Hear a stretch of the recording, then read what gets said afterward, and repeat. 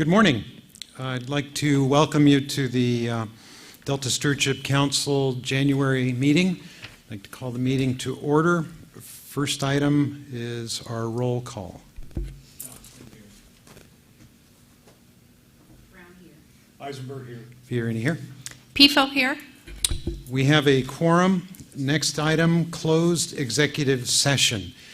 I believe we will be in closed session for 30 to 45 minutes. Those of you that are following along, tune back in at 9:30, 9:45, and we should be resuming an open session. So we will now recess to closed session.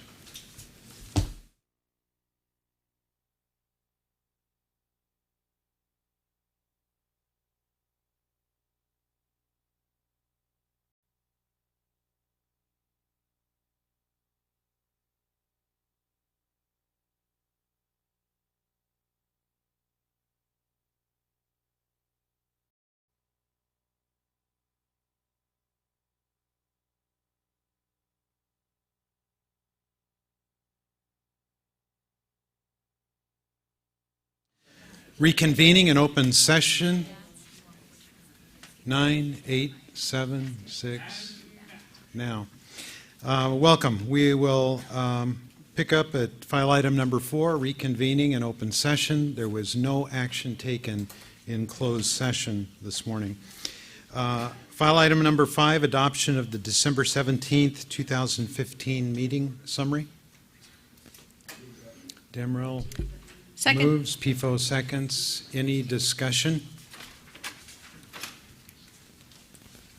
The vote? Fiorini, aye. PFO aye. Motion carries. Thank you all. On to, and let the record show that Judge Damrell and Councilmember Tatayan are now present. File item number 6, Chair's report. I will be brief. We have a couple of action items today. One of the featured agenda items is a review of the annual report, and you'll hear more about that. I find that in my role, I tend to focus on the big issues that we're working on, and I lose track of a number of lesser visible activities that the council is working on, and the annual report is a good reminder of the multiple facets of the work at the Delta Stewardship Council and the numerous accomplishments this past year. So it is encouraging to me. I hope it's encouraging to all of you to review the annual report. So with that, I will move on to file item number 7, the Executive Officer's Report. Jessica? Thank you, Randy. I think I'm going to just start off by drawing people's attention to an issue that's been taking up probably a little bit too much of my time, and that is a statement that I issued last week, which is a clarification of the Council's budget request. Some of you hopefully have seen this by now, and it stems from a one-liner in essentially the executive summary of the governor's budget proposal, which mistakenly said that our budget request was in part to incorporate the water fix into the Delta plan. And those of you who follow us closely understand the nuance there. And really at issue is $1.45 million in general fund, which has been requested by us for high priority Delta plan updates. So there are copies of this budget request clarification out on the table. It's also on our website. And just to be clear that none of the funding we're requesting would go to complete the Bay Delta Conservation Plan or the water fix or to incorporate the water fix into the Delta Plan as it advances. In fact, that was the relationship of the Bay Delta Conservation Plan to the Delta Plan if it had met certain criteria. There was an automatic incorporation clause in the law. With the change from the BDCP to the water fix, that auto incorporation essentially goes away. In fact, it's what spurred our revisiting of conveyance, storage, and operations in the Delta Plan, which we promised to do should an NCCP not be completed. So, in fact, we've already begun work towards an amendment as you adopted principles in the fall. So if there are any other questions on that issue, I'm happy to address them, or Ryan Stanbrough will have some additional budget details in his legislative report. On the topic of water fix, there are a couple things to note, and one is that today the Water Board has a pre-hearing conference that starts today and may go several days.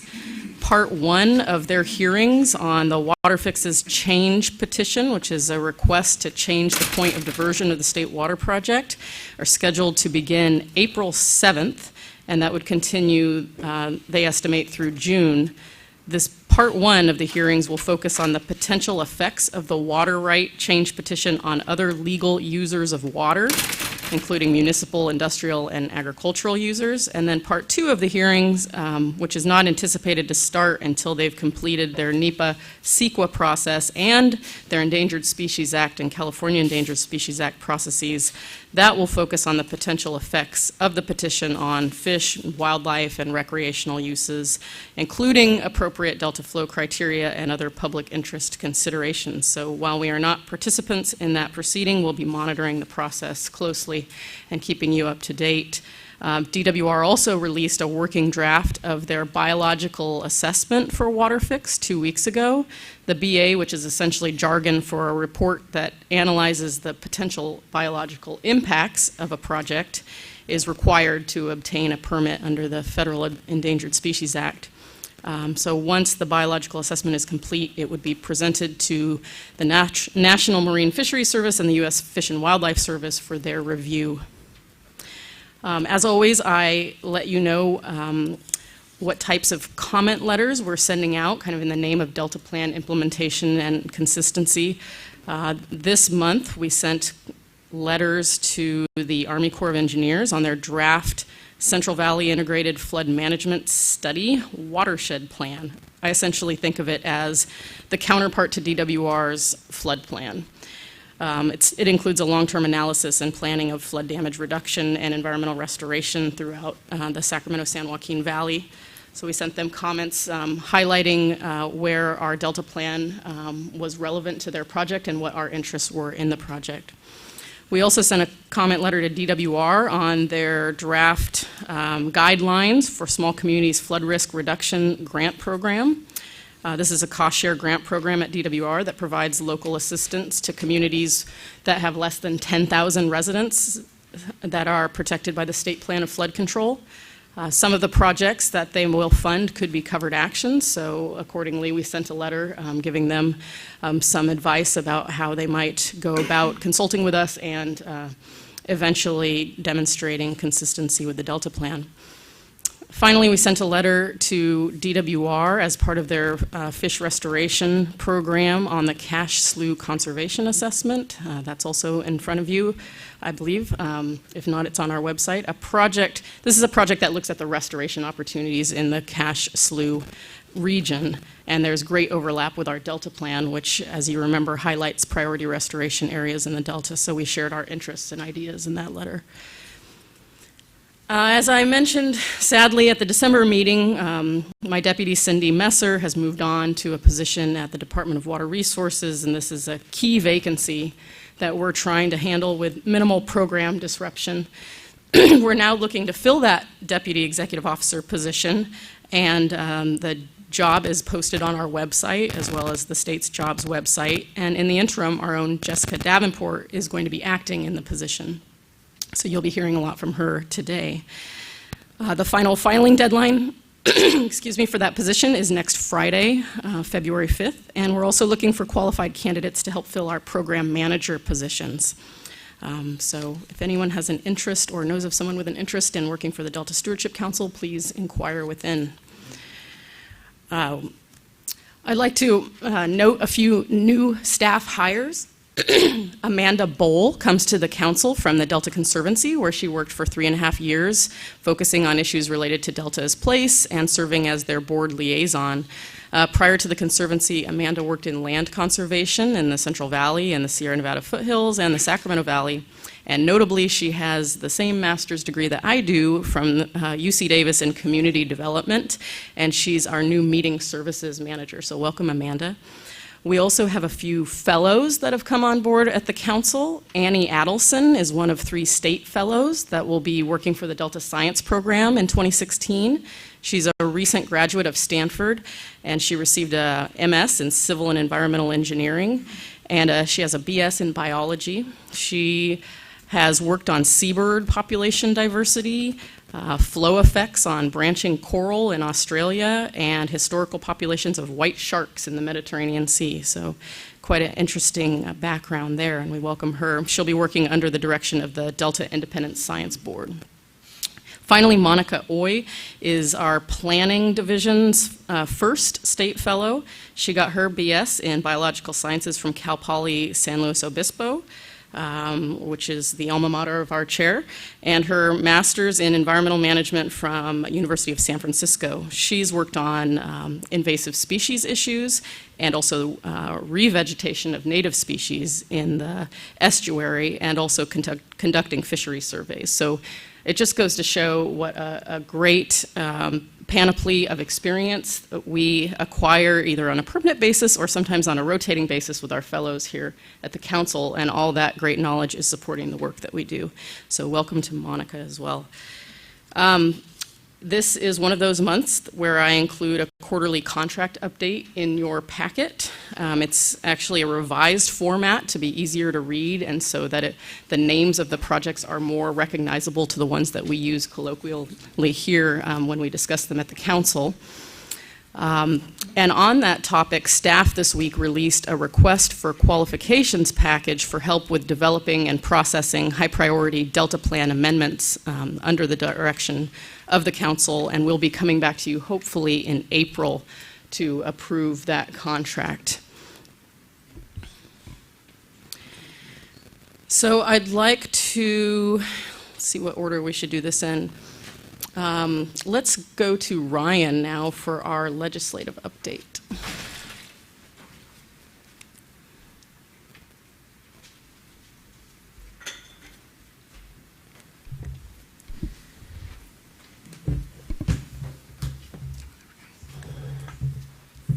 Good morning.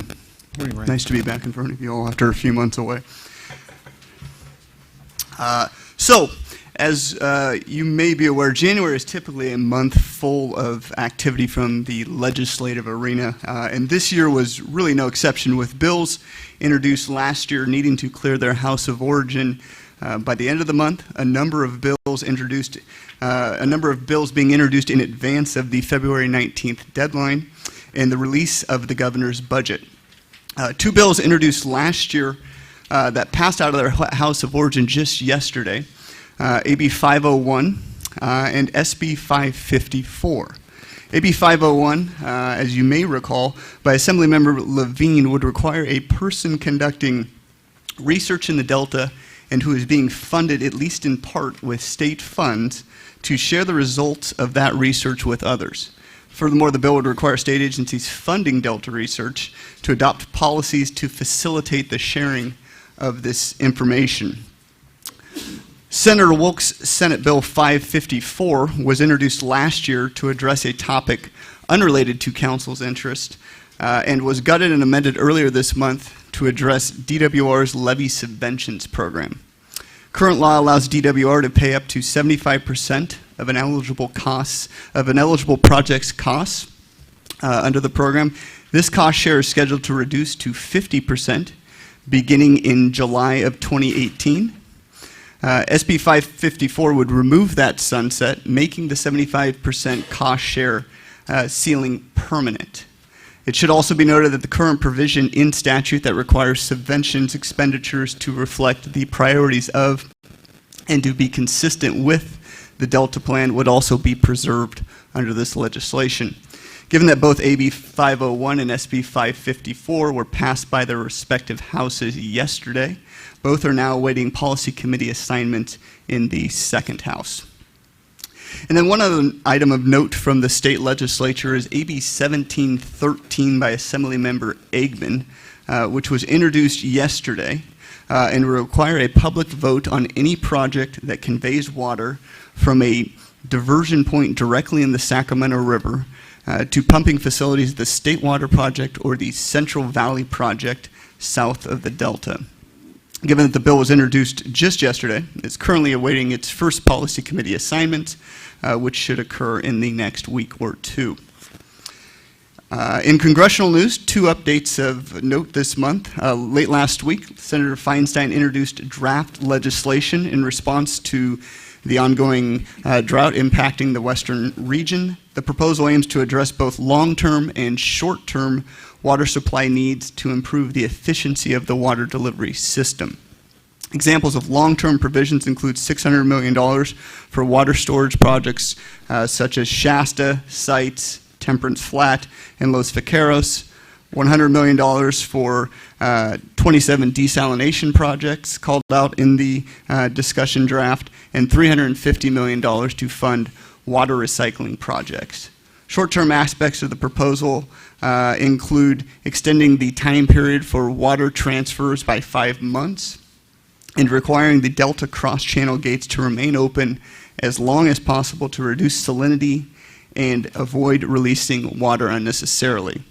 The Senator plans to meet with select stakeholders in the coming weeks with a formal introduction of the bill anticipated soon after.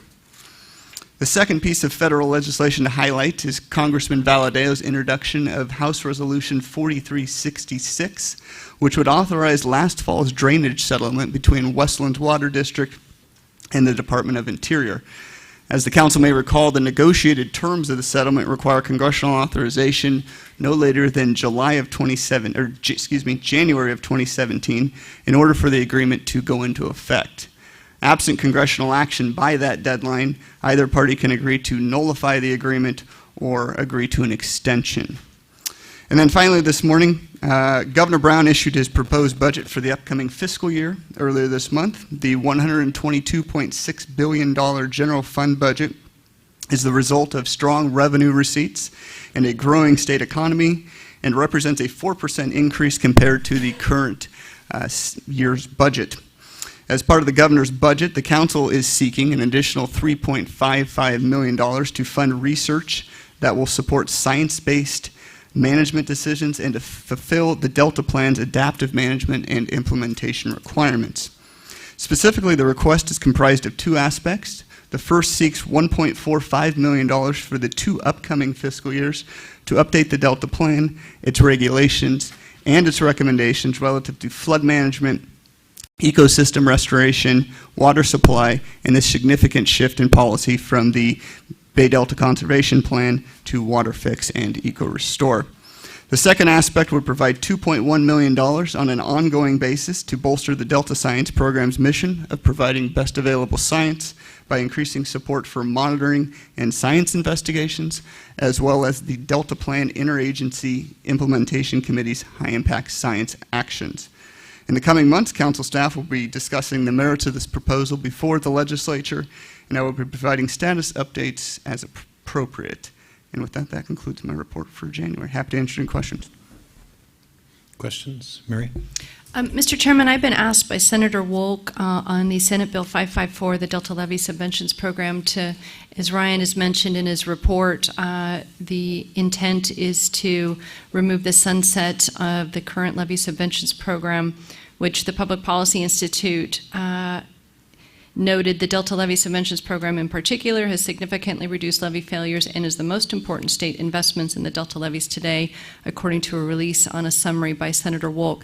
I've been asked to bring this to the attention of the Council for consideration of an endorsement, and I know we've talked about that as in regards to other legislation, and we had some concerns about doing it and what the Council's role is or what it could be. So I don't know if we want to look to Chris for suggestions on that. I just have been asked to be a messenger, and I thought it was important that all of you know that Senator Wolk would certainly be interested in the council considering endorsement of the legislation that would remove the sunset of the Delta Levee Subvention Program. Thank you. We have a stated procedure for consideration of taking a position on bills. Remind me, Jessica or Chris, what that is? Typically, it would come through me making a recommendation to the council. I believe that's what's enshrined in our policy that was adopted a few years ago. So I would urge that we have some more time to analyze the bill. As you know, we're in the throes of our Delta Levy investment strategy, and while we've also found great value in the subventions program, we've brought to you some analysis of ability to pay and how that relates to cost sharing, and so we would want to think all that through in the context of our levy investment strategy. But I think in general, we agree that the subventions program has been very successful. And Mr. Chairman, my apologies. This came into me late last night and early this morning, but I'll be happy to share the information with Jessica and make sure it's available to the council members, and council can review and make a suggestion possibly for the February meeting if it's appropriate. Great. Thank you. Thank you for that. Any other questions of Ryan? Ryan, thank you. Thank you. Okay. I don't believe there's a legal update, right, Chris? Okay, so let's move on to an action item, which is listed as 7D, which is the approval of an amended reimbursable interagency agreement with the state board. Now, my delegation authority from the council is for an amount of $500,000. A recently proposed amendment would put us just over that, so that's why I'm bringing it before you today. We've had a long relationship of providing some science services and input to the State Water Board, so there's a request before us to increase our existing reimbursable interagency agreement with the board from $410,000 to $510,000 and extend the term to June 30th, 2021, as we envision this to be an ongoing relationship. This particular agreement funds independent science reviews and workshops that support board actions, and particularly, I think we're envisioning as they go forward in updating their water quality control plan and other activities. The state board anticipates the need for science support for at least 5 years, with an estimated price tag of $1 million over that time frame. However, at this time, they only have $100,000 worth of specific project requests, so that's the request that's before you today. We expect that there will be future amendments up to or exceeding $1 million, and so we will bring those before you as they develop. So with that, I'd like to request approval of an amendment of a reimbursable agreement to increase by $100,000 to $510,000 and to extend the agreement to June 30th, 2021. And should you have any detailed questions, my deputy, Reiner Honicke, is available to address those. You've heard the recommendation. What's your pleasure? Eisenberg moves. Damrell seconds. Any discussion on the matter? Let's vote. Tatayan, aye. Brown, aye. Fiorini, aye. PFO, aye. Motion passes unanimously. Okay, thank you very much. So looking ahead to the agenda today, we're bringing to you a report out on the 2015 year in review, and we'll highlight our annual report. We'll also hear input on our revised proposed performance measures, and then finally we'll ask for your endorsement of a staff-developed white paper on the topic of improving habitats along Delta levees. And so with that, I conclude my executive officer's report. Great, thank you. Any requests for public comment? Great. On to file item number 8, lead scientist report. Dr. Cliff Dahm. Good morning. I'm going to cover briefly 5 items with my report today. The first one that I'd like to start with is we're currently running a 3-day workshop. This is the last day of that 3-day workshop on mercury and issues related to mercury in the Delta. The last time there has been a group of scientists to get together and really come up with an understanding of where we are scientifically and where we need to go and come up with some good synthetic overviews of the problem of mercury was in 2003. So it's been 13 years since there's been this kind of a convening. The group is meeting over in the Cal EPA building, and somewhere between 80 and 100 people have been attending each of the 2 previous days. The way the workshop was set up, it was set up to have 3 theme areas. The first theme area that was on Tuesday was, where is the mercury coming from? So issues of source. We have legacy sources from mining. We have active cinnabar mines that actually mine mercury, that produce natural sources of mercury, and also mining-derived sources of mercury. And in addition, there are sources that can come in through the atmosphere. So they're talking about some of the issues of source, where that comes from, and some of the ways that potentially we could mitigate some of those input sources.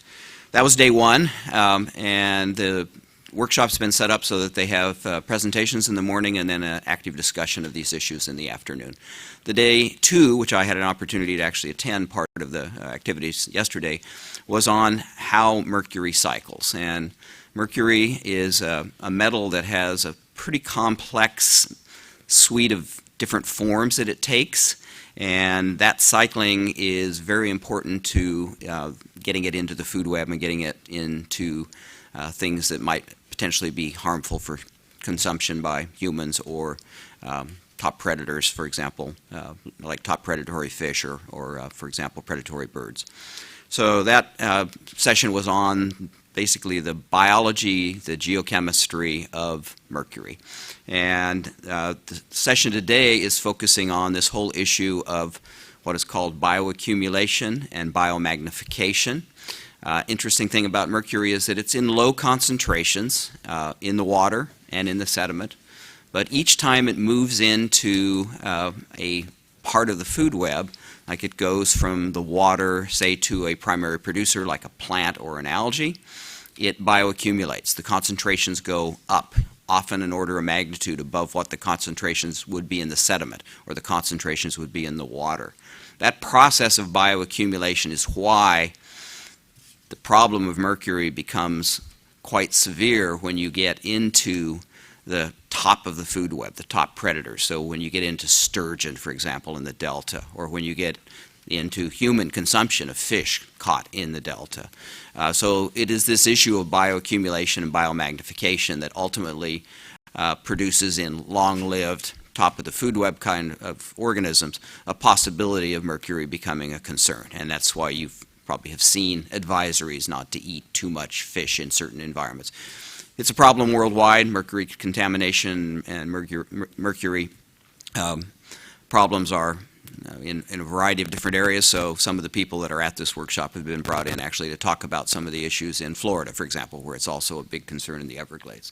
So that's a 3-day workshop. This has been put on by the science staff. Particularly, I want to call out Yumiko Henneberry, who's been leading this effort, and I think it's been a very successful workshop. There will be a synthesis paper produced as a byproduct of this work, and hopefully a publication issued in our journal. So you'll get a little bit more of the synthetic overview of what happened maybe later on in the year. But just wanted to highlight that that's going on, and this is the last day of a 3-day workshop.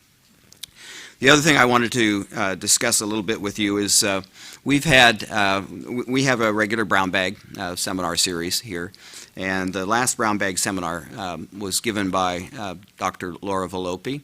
She is the lead scientist for the South Bay Salt Ponds Restoration Project. So a very, very interesting presentation. We've been in the science program looking to examples of where restoration is being done well and where adaptive management has been applied to assist in that restoration process. And we have a very good example close by, and this is an example that I think is well worth turning to. Laura gave a very nice overview of the iterative process that they've used. Some interesting attributes of this restoration project is it's basically 15,000 acres, so it's large in scale. It's being done in pieces so that when they do a piece and they learn from the restoration of one segment of the landscape, they can apply that learning to other parts of the landscape when they proceed to the later phases. So some very nice examples of that. There's a very real focus on birds in the project there. It is also a very real focus on integrating this restoration project into an urban landscape with 3 million people close by. And so she gave some very nice examples of how that kind of interaction between recreation, human use, doing restoration, the needs of the endangered species that they're trying to preserve, and also the needs of some of the overwintering waterfowl, which use these areas extensively. So anyway, nice suite of information with a lot of things, I think, to take-home messages that we can utilize. The third thing I wanted to highlight is something that I like to do every month. I like to pick something that I think would be of interest to the council and links to things that the council and the Delta Plan are trying to do. And so the article I selected to talk a little bit about this time is an article that came out here in November. It's an article that basically focuses on where we are scientifically on predicting sea level rise. So sea level rise, I mean, the Delta Plan and the council, I think, really gave some significant thought to factoring in sea level rise as we considered moving forward some of the activities that are in the Delta Plan. And I know that there was a concerted effort, I think it was led by Jeff Mount, to actually come up with some ideas as to what sea level rise is likely to be over the kind of time period that we're talking about between now and, say, 2100. There's a lot of uncertainty in this process. I think the numbers, if I remember right, are 55 to 145 centimeters of rise. That would be translated to about 2 to 6 feet of sea level rise predicted for the Delta by 2100. But those numbers, that's a pretty wide range, as you well know, and scientists are working worldwide to try to do better and try to also monitor things that would be indicative of whether or not that rate of rise is changing. So, you know, before 1990, sea level was coming up maybe 1 millimeter per year. Now it's coming up kind of 3 to 4 millimeters per year. And, you know, is it increasing non-linearly, or is it just increasing at a more gradual rate? Those are kind of key questions. And so I would posit on a worldwide basis, this is a $1 trillion question. I mean, if we have a meter of sea level rise or 3 feet of sea level rise by 2050, it's going to be a lot different than if we have a foot of sea level rise by 2050. And so this is an important topic. It's an important science topic. And so the article that I kind of highlighted in your notes is basically an attempt to do better at refining those numbers and also explaining what we need to keep track of if we're going to do a better job of predicting where we'll be on sea level rise.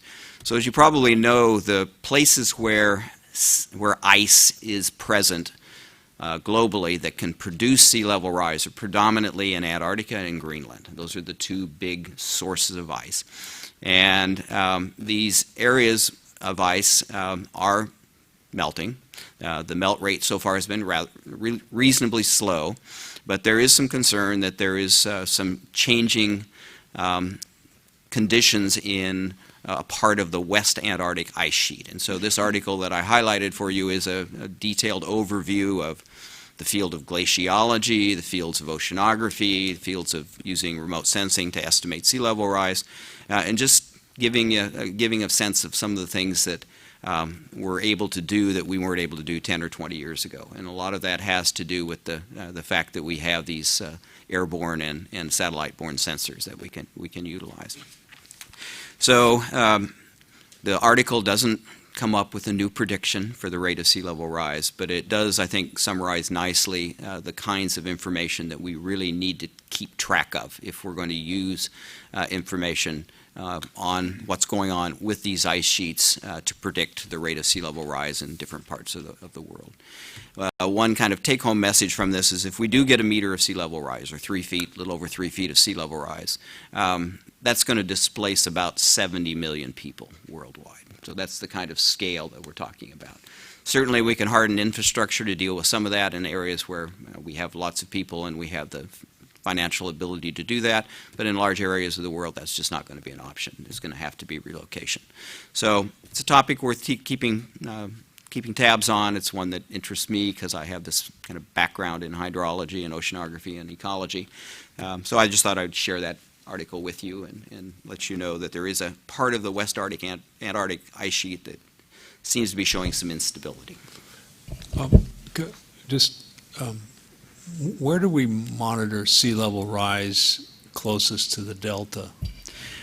It used to be that we mostly measured sea level rise at tidal gauge stations, and so the place where the longest term data exists for the delta is at the Golden Gate Bridge at San Francisco Bay. But now with the use of remote sensing tools, you can actually measure sea level rise in a larger spatial context. So you can actually get some sense of that in many other locations. But there are gauge stations throughout coastal California. The closest one to the delta would be the one at the San Francisco Golden Gate Bridge, and it's been active since, I believe, I don't know if I have the exact dates, but at least from the 20s. So it's a pretty long-term record. Mr. Chairman, if I could ask a question, how far up the rivers, Cliff, does the sea level rise or lowering have an impact with the natural flow of the rivers? So I know where I live in Discovery Bay, we have the rise in tide and ebb and flow of the tide impacts, but how far up the river is that diminished and then maybe consequentially negated? It's very dependent on the flow of the river. So, for example, we were seeing some significant tidal influence here in Sacramento when we were at low flow conditions. But I was just down on the river this past weekend, and the tidal influence is gone now because of the higher. It's minimized. Yeah, so it's very, very much flow dependent. So interesting. Thank you. So anyway, it's an interesting topic, one I think of substantive need to continue our science investigations and monitor these big sheets of ice all around the world. The last thing then that I wanted to highlight, a couple posters that are out there. One of them is looking at the interaction between a harmful algal bloom, cyanobacterial bloom. The drought, as you know, has produced conditions that are conducive to some of these kinds of organisms doing well. And so cyanobacterial bloom, there was actually in 2014, it was not extensive, it was actually localized. But there's a poster on that bloom and how it affects some of the organisms that feed on algae, like the zooplankton. So, but the one that I really wanted to highlight, because I think it's one that is also an area that thematically I think we in the science program think is really an area ripe for some funding and some research, and that is this idea that we can take information that we're getting continuously at certain specific locations, things like flow of the river, things like height of the river, things like turbidity within the river, things like temperature of the river, things like the amount of nutrients in the water in the river or in the delta. And actually these are now routinely being measured continuously. So you could go on the U.S. Geological Survey's website, you could pull down information from various locations in the rivers or the delta, and you can get that information for whatever time period you would like. But that's a point. That's one point in time. If you really wanted to have a map of those kinds of variables for all of the delta, you're going to have to couple that with information that you would get from a satellite or from a plane. And so the other poster out there is actually showing you how you might do that. And so the JPL flew an advanced instrument that can basically look at some of these characteristics in the water, and they linked it then to some of the set locations that the U.S. Geological Survey has in the delta. And they've produced maps of things like the distribution of turbidity throughout the delta, the distribution of dissolved organic carbon throughout the delta. And it's an important part of water treatment, for example, is the dissolved organic carbon level. The amount of chlorophyll A, that would be an indication of how much algae is in the delta. So there's some examples of where they've actually taken those two kinds of information, blended them together, and produced delta-wide maps of these. Ultimately, I think the goal would be to make these kind of measurements continuous and real time. So just like you might go and look at weather conditions or you might look at traffic conditions, you could do the same thing for conditions, within the waterways at the Delta. And I think we're getting close to that, to being an achievable goal. It's going to take some resources and it's going to take some concerted effort and, well, I think a lot of different entities working together. But I think it's a desirable thing to move towards. And that poster out there is a nice example of about where we are today in developing this kind of technology. So that sort of ends my my report. I wanted to comment one last little thing that came across my website today, and that is some of you may have heard that we have an atmospheric river arriving. It's going to hit mostly north of us, it appears, but the weekend's going to be reasonably wet. I think we're on the edge of this atmospheric river that's been spawned out west of Hawaii. So it's rather interesting to look at these images. Certainly some of the areas of Northern California and the Pacific Northwest may get some pretty heavy rainfall. And with that, I will turn it over to Sam Harrider, who's going to do by the numbers for you. As Sam is coming forward, I noted this morning, Cliff, the atmospheric river is predicted to be very warm initially, beginning tomorrow, but snow levels are predicted by Sunday, I think, to come down to 3,000 feet. So it's not quite the threat that we saw in 96, 97. Sam, welcome. Morning, Chairman Fiorini, members of the council.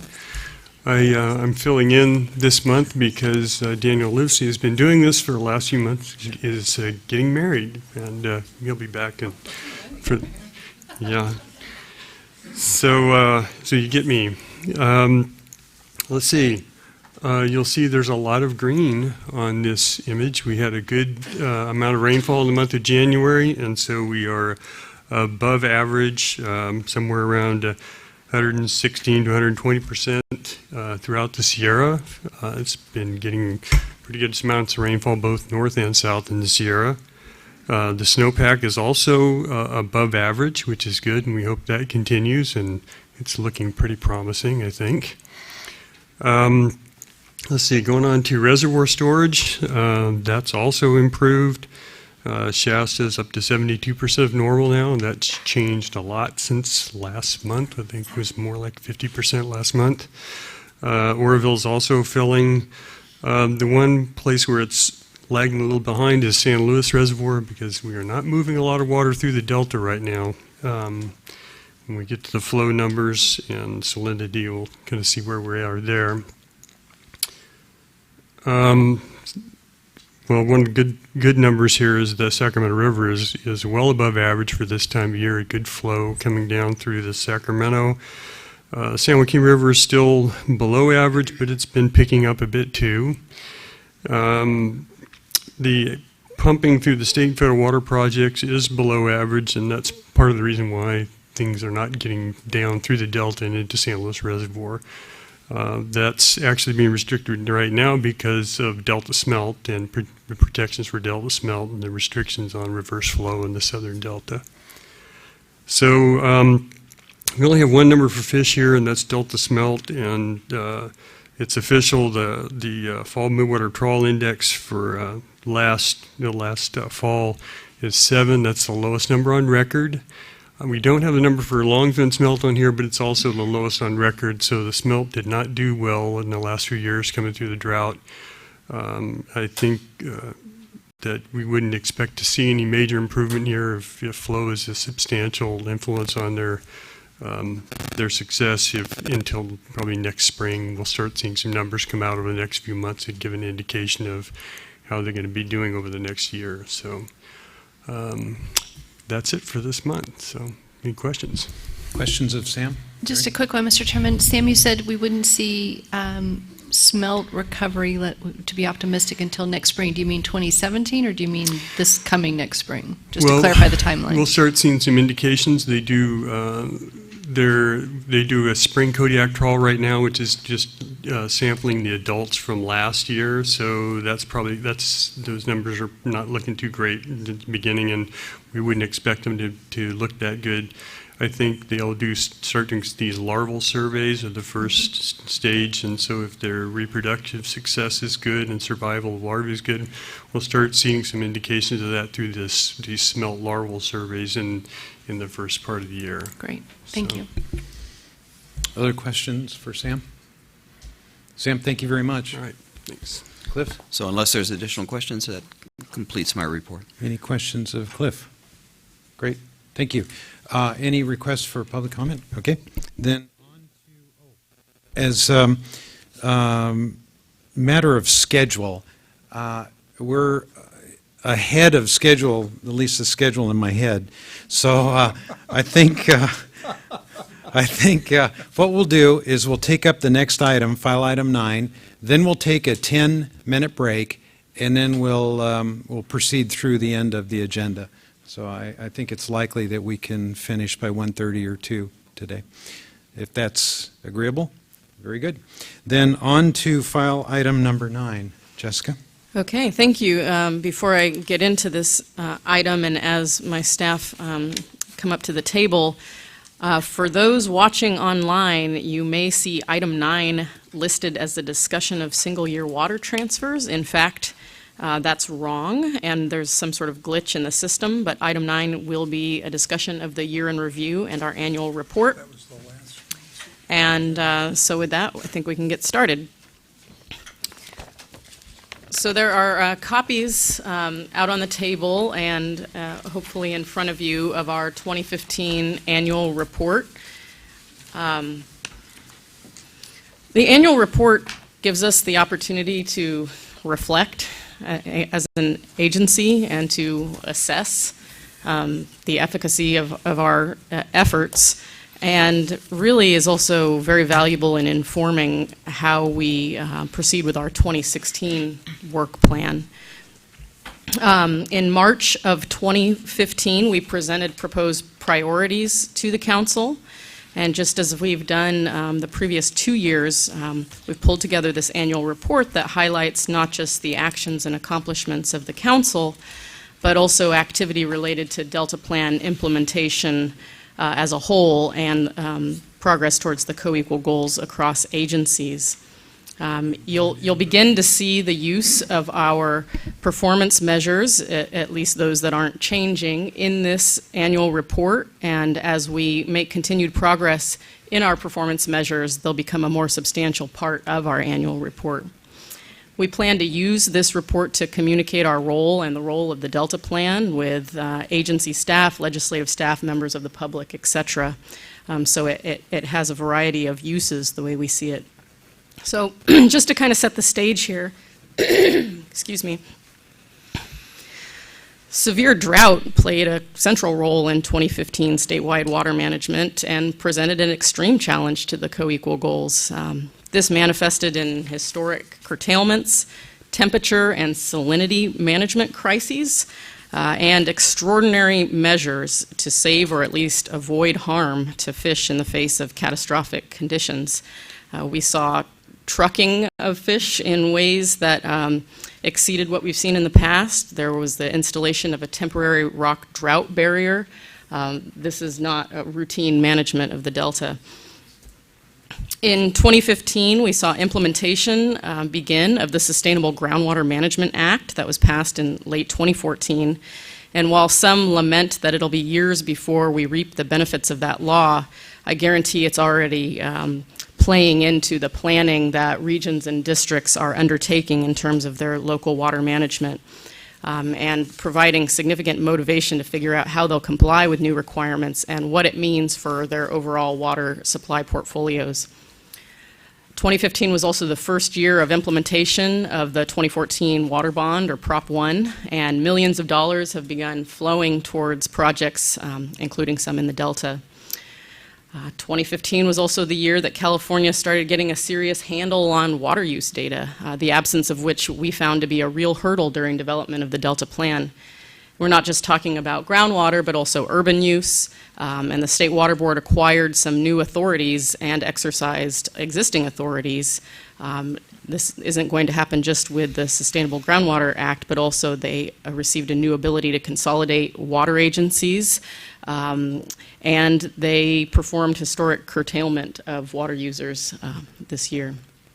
So amid that landscape and that policy backdrop, the role of the Delta Stewardship Council is to maintain and implement a legally enforceable plan with an eye towards the long term, and to set forth the vision and the steps to achieving that vision, and to articulate how all the disparate parts that make up Delta management fit together to further the co-equal goals. So as we presented back in March of last year, the Council's work in 2015 really focused on 5 priority areas: actionable science, habitat restoration, flows and associated stressors, land use and local plan coordination, and water supply reliability.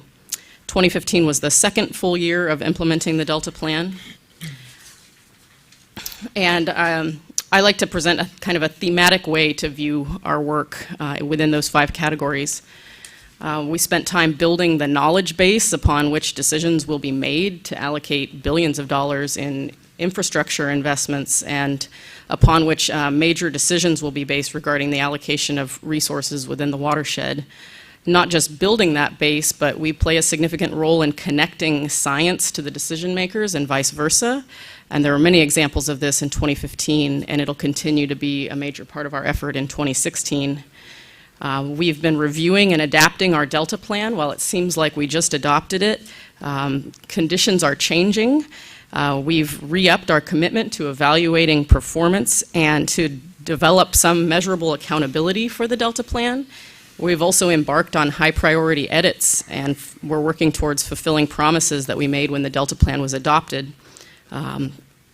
For example, taking a hard look at one-year water transfers in 2015 to ensure that ecosystem protections were in place, setting Delta levy investment priorities, and immediately revisiting conveyance, storage, and operations in light of the administration's policy shift away from the Natural Conservation Community's plan. We've been rebuilding the capacity of our science program as a funding agency, which enables us to be more effective in fulfilling the vision of One Delta, One Science that was articulated in our Delta Science Plan. And it allows us to be able to fill gaps and to be the glue, as Dr. Peter Goodwin used to say, in order to make things happen. We saw the departure of some key executive staff, but we also have some exciting and entirely impressive new hires. And our ability to consistently attract top-notch candidates is a real testament to the enthusiasm for the Council's role and mission. So with that, I'm going to turn it over to Cliff for his reflection on 2015, or at least the portion of 2015 for which he was here, and then have my key deputies at the table to provide some more specific examples from the annual report. Cliff? Thank you, Jessica. First of all, I wanted to use this opportunity to acknowledge the foundation that Peter Goodwin has built here in the science program. I probably would not have been wooed out of retirement to come do this job without some of the things that he had accomplished, and I was only here for 4 of the 12 months, so I am going to summarize a few of the things, and many of them are really things that Peter was instrumental in making happen. So I'm going to start out with 4, I think, important accomplishments during 2015 that relate to the science program. One of them was the completion and issuance of the Delta Challenges Report, the title of which I like to use, and that is Challenges Facing the Sacramento-San Joaquin Delta, Complex, Chaotic, or Simply Cantankerous. We agonized a bit on this title, but that was our final title. Just to remind you that it is an attempt to provide a good communication tool to focus on some of the major issues that affect the Delta. It is getting a lot of downloads, getting a lot of attention. I've been doing briefings, so I think it's become a reasonably effective communication tool. I suspect it'll continue to have some impact as we move into 2016. It really tries to lay out some of the complexity with which people who have to make decisions in the Delta, like the Delta Stewardship Council, have to deal with, and it really focuses on some of the physical complexity of the system, some of the water supply complexity issues in the Delta, the water quality issues, ecological concerns, and some of the institutional difficulties of working on a complex system. And the report, I think, also tries to make some points about coping with this complexity. So I think hopefully it's the kind of publication that'll gain traction and continue to have traction for years to come. And so Peter was the visionary of getting that done, and I want to acknowledge Sam Aloma, who is the lead author, who was really instrumental in bringing it to completion. The second thing I'd like to highlight is something that Jessica has already mentioned briefly, and that is the building of the drought barriers in 2015. Having the drought barriers go into place really facilitated some very interesting science. So I think thinking of the Delta as a living laboratory, when these kind of unusual events occur, or when these kind of conditions that maybe we haven't had a chance to study in detail in the past occur, it's good to be able to act quickly and be able to get resources to the people who can actually make the studies necessary to see what the effect of the drought barrier was. And so we were able to use directed actions to fund 4 research groups, and those 4 research groups have been looking at things like how did the drought barrier affect the distribution of invasive clams? How did it affect phytoplankton productivity? How did it affect the hydrodynamics in and around the barriers? How did it affect the food web of these systems? So that was certainly one thing that I think was that getting these contracts out the door quickly and getting people on the ground doing the research as the barrier was built and then as the barrier was taken down was a very, I think, important outcome for 2015. The other thing I wanted to highlight is that came out in 2015 is the vision for managing California's environmental information. This is a byproduct of a summit that was held in July of 2015.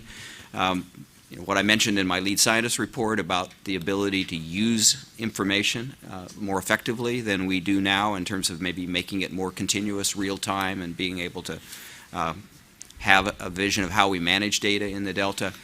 This document, I think, is a very nice roadmap, and hopefully in the next few years we'll see implementation of many of the recommendations in that report. And then finally, the fourth item that I would highlight is the Delta Plan Interagency Implementation Committee, DPIC, has basically worked with the science program to come up with a consensus view of what are the highest impact science projects within the Delta. Many of these projects are now in process of being implemented or incorporated into future work plans, and we'll hear a little bit more about that, I think, from Reiner when we talk to individual staff. So those are a few highlights that I would present to you relative to 2015. Thank you, Cliff. Dan? Yeah, I was going to say that while we've got these big things going on, the routine work of implementing the Delta Plan has been something that the Planning Division, the Science Program, have been involved in through early consultations, through comment letters on specific projects, making sure that folks are able to take advantage of the best available science and think through how they can incorporate adaptive management and assure compliance with the Delta Plan. That kind of routine machinery of government in terms of how we implement the Delta Plan is going on a broad fronts. As Jessica pointed out, this was a year when we realized more clearly maybe than we had a couple of years ago when we adopted the Delta Plan that if we're going to advance the co-equal goals, we have to change the Delta Plan as often as we have to think about changes in the Delta themselves, both to reflect new science and changes in circumstances and to anticipate new opportunities. I went back and looked at our agendas over the last year to look at what are the non-routine items that were on the agenda, and half of the items that came before you were related to amendments or potential amendments of the Delta Plan. As Jessica pointed out, partly to fulfill our pledge in the Delta Plan that if the BDCP wasn't approved by the end of the last calendar year, we would reconsider how we deal with conveyance, storage, and operations. You all spent time moving that ahead, adopting a set of principles that guide potential amendments to the plan that would affect conveyance, storage, and operations. You dealt with the issue of one-year water transfers and moved that closer to resolution, dealing with an issue that was kind of held over from the plan's adoption in 2013, and in another issue that we teed up with the 2013 plans adoption, you're revisiting levy priorities. You gave us direction by setting adopting a set of principles that can guide our work on the levy investment strategy. We've been hard at work with our consultants developing the computer-assisted decision support tool that'll be available to help you and stakeholders consider potential priorities. We've examined the contributions that levy-related habitat improvements are making to the Delta ecosystem, and you'll get a report on that later today. Justin's been reporting to you about the wide variety of outreach activities to stakeholders and other agencies that we've been engaged in. And of course, last spring, you all participated in a pretty interesting workshop we had with experts from around the nation on flood management in a situation like ours. And finally, we've been working to refine the performance measures and use them. And as Jessica pointed out, you can see them at work in the annual report, Tracking Progress Towards the Reform Act's objectives. It's also worth noting, I think those of us who've been here for a long time with grayer hair, we recall some of our colleagues who retired this year, and high-profile staff like Cindy Messer and Tarn Ravazzini who've gone on to work Delta issues in other agencies. But we have been bringing on new staff as well to replace them or fill vacancies. We've hired 19 new people in the last year, so that's about a third of our authorized positions are folks who've just been with us for less than 12 months. So recruiting them and helping those folks fit into our organization is something I think as managers and supervisors we take some pride in, because we think it's going to pay off in the years ahead. With that, I think I'll turn it over to Reiner. All right. Good morning, council members. I would like to take this opportunity to follow up a little bit with a little bit more detail on Dr. Dom's report. And I would like to give a shout out to Tarn Ravazzini and to our chair, because without them, what I'm going to brief you on wouldn't have happened. 2015 was an amazing year in intensity and fun and everything that comes with it. This Delta Science Program supported 8 high-impact science projects in 2015, with the council contributing close to $2 million already encumbered for critical science investigations. And this couldn't have happened without the Delta Plan Interagency Implementation Committee coming together and authorizing their science managers to work with us. And I think we're well on the path of the One Delta, One Science principle by collaboratively and strategically deciding among all the Delta scientists what we should tackle. First, who has the right resources for what kind of projects, and how to integrate our resources, not just human resources, but also financial resources to get high priority science actions done. One of the earliest projects in 2015 was completed this month. It was an independent review of a comprehensive life cycle model for winter run Chinook salmon, and this study serves as the foundation for forthcoming research. So some of these things this one had a quick turnaround.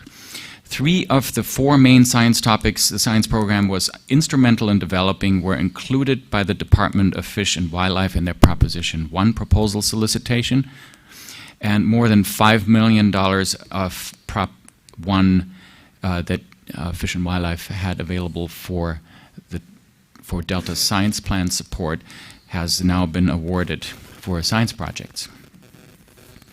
Then, in close collaboration with our academic and agency partners, we organized and hosted 5 day-long or multi-day science symposia and workshops encompassing topics from climate change and future management and adaptation strategies, invasive aquatic vegetation, California salmon and climate variability, sturgeon in the Sacramento-San Joaquin watershed, and integrated modeling for adaptive management. 8 lunch hour seminars conveyed new research findings, and they culminated in a series of talks on the Delta as a place yesterday and today. So we made a special effort to focus on our third of the co-equal goals, Delta as a place. 2 major peer reviews assisted the Council and the agencies operating and regulating the state and federal water projects in developing a robust methodology to guide the Council's development of a Delta Levy investment strategy, and then to host the annual review, the Long-Term Operations Biological Opinions, also known to you as LOBO. So we just did at the end of last year, and the report is available on our website. And then the proposals received for 2-year Science Fellows grants will be evaluated next week, with grants to be awarded as early as March, this coming March. We received 21 applications covering the whole suite of 4 topic areas that Delta Agency Science Workgroup suggested. This includes research subjects related to delta levees, drought responses of native fish species and their non-native predators, floodplain habitat restoration, enhancing management of multiple stressors on the ecosystem, and developing and testing new technologies. And let me just point out that the poster that's outside, that Cedric Fichot is the primary author on, falls under the Delta Science Fellows program. Cedric is a current Delta Science Fellow that's housed at the Jet Propulsion Laboratory, and it shows you how impactful some of these young, new research scientists are and how fast results come out of their project. So I'm really hopeful that we get another excellent cohort of science fellows, and we'll keep you posted when they are selected. We will introduce them to you, including who their community mentors and their academic mentors are, so that you can find out how relevant their work really is for the real world. So stay tuned, and in February we will get into a little bit more detail of how we're going to follow on some of these things that are not quite yet completed in the next year, in 2016. And with that, I want to pass it on to Jessica, unless you have any questions. Thank you. Good morning, council members. I just wanted to give you some examples of what we're doing to foster integration and coordination of the work in the Delta. So you've heard a lot about all the comment letters that we've provided. We've also met in person. Pretty much every comment letter we send, we contact the project proponents or the government agency that's the lead on that to talk through our policies with them as well as recommendations. So we're getting to know the kinds of work that's happening and the issues that come up as people work through their habitat restoration projects, flood protection projects.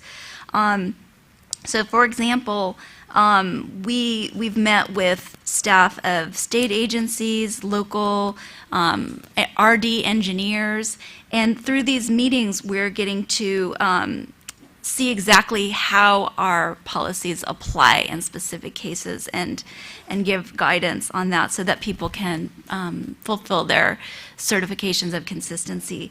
So for example, with the YOLO Habitat Conservation Plan and Natural Communities Conservation Plan, we met with staff of Yolo County, but also the resources agencies who are helping to shape that, and understanding that there is an overlap with the work that's being done to enhance floodplain habitat in the Yolo bypass. We want to do everything we can to make sure all the channels of communication are open among all the different agencies looking over those integrated plans. So we also work closely with the local and regional governments. So one good example of that is the Sacramento Area Council of Governments, which they issued their draft EIR and their draft plan this year. And they recently issued their final EIR in which they responded to our comments. And we were happy to see that many of our comments were addressed in the sense of, we are consistent. They had already done a lot of work on the early side to make sure that they would be consistent with the Delta plan moving forward. So that's very encouraging. Another theme that has emerged as we've been meeting with people and understanding the details of different projects is the need and the actuality of integrating habitat restoration and flood risk reduction. So we're seeing that in a lot of projects. Whenever someone's doing a habitat restoration project, there's often flood issues that they have to deal with. They may have to reinforce a levee in order to restore habitat, restore a tidal marsh, for example, or even a creek alignment. They need to deal with potential flood issues that could arise. Similarly, when people are doing levee projects, like for Twitchell Island, they're looking at ways to enhance habitat as they do that. And so that's been really helpful for us as we've worked on things like the habitat and levees issue paper, to know really what's going on the ground and what some of the challenges people face. And so I think that we're really pleased also, I'll talk about that paper more later, but to have an advisory committee for that paper that included the state, federal, local agencies, as well as RD engineers. So I think that one thing that we can say for this past year is that we're learning how to bring the pieces together and have a more coordinated, integrated approach to implementing the Delta Plan.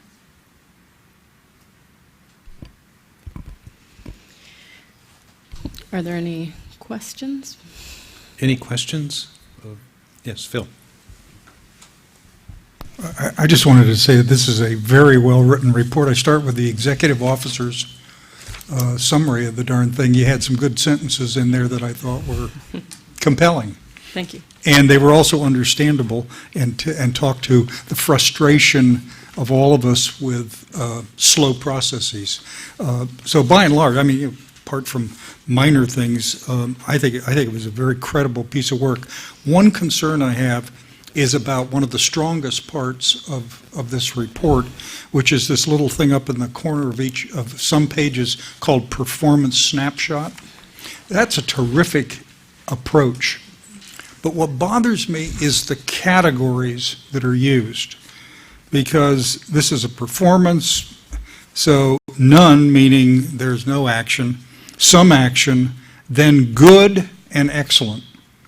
And it just occurs to me, we go all the time, every month, we go through the science programs by the numbers. Their categories are good, fair, poor, and bad. And to be honest, those are judgments, of course, everything's a judgment, but those are understandable in relation to each other. And it strikes me, since so much of this report, the performance measures, the implementation of performance measures is ultimately going to be summarized in things like this desktop, that we ought to use the same format and the same words. I just think it's a better way to do it. When we get to the performance measure stuff, we're starting to get some fairly quantifiable and measurable points, very complicated in some cases, but things that allow us to recognize success and to note failure.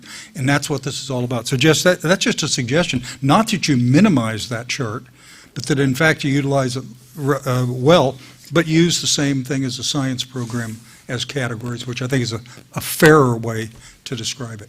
That's So really good congratulations. feedback. Thank you. I think this year was sort of a test drive of the performance measures that we are able to track now that are more stable, and we'll be experimenting with a variety of dashboards and ways to communicate performance as we go forward. So, are there any other questions? Any other questions? Well, I want to make sure that I thank Keith Coolidge, who really did the yeoman's work in pulling this together, and couldn't have done it without all the effort that he put into the report.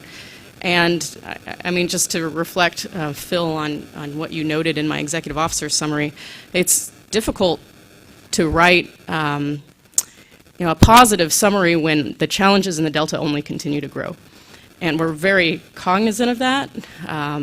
At the same time, there are successes, and I think that it's what keeps us going is to focus on how do we maximize the rate of success amid the growing challenges. So it's definitely a balance. Sure. All these things kind of linked together. And in the final thing, which is the report that Jessica Davenport's done on the levy investments and so on, there's discussion of actions that are either staged or underway that relate to the biological opinions. What we're getting in these multiple documents is a better telling of the story, which is very useful, even though it's not guaranteeing to solve all the problems. And I keep going back to the map that the chairman has in his office with his little flags. And the little flags are ecosystem projects by and large that have been either identified or started or something. But the real thing is, can we, by explaining all of this, push people to move faster on what they already say they want to do? And that, to me, is one of the more important things of all of these documents coming up here today, read as a whole. Well, I'd just like to thank my staff without whom this would not be possible. And there's a lot of work that goes into producing this document, not just the document itself, but all of the great work leading up to the stories that we can tell in there. So with that, I conclude this item. Very good, thank you. And I got to say, it's a privilege to be a part of this organization. It's a real honor. And the report reflects the activities of every single member employed at the Delta Stewardship Council. And Jessica, thank you for your leadership in guiding the ship. It was a remarkable year in face of historic challenges. So, with that, unless there are any public comment requests, I'd like to take a 10-minute break, and then we will resume with file item number 10. So we'll be in recess now for 10 minutes.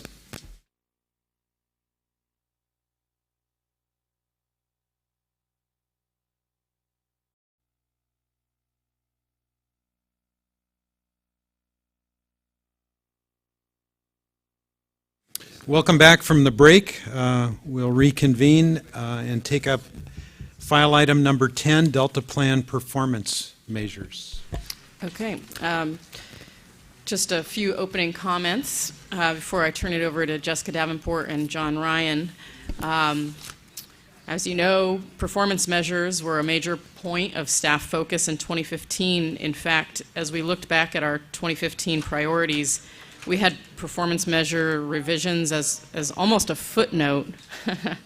Little did we know how much time we would end up dedicating to this effort, and really we underestimated the amount of agency and public interest in the work, but I think overall that's a good sign that we attracted that much interest.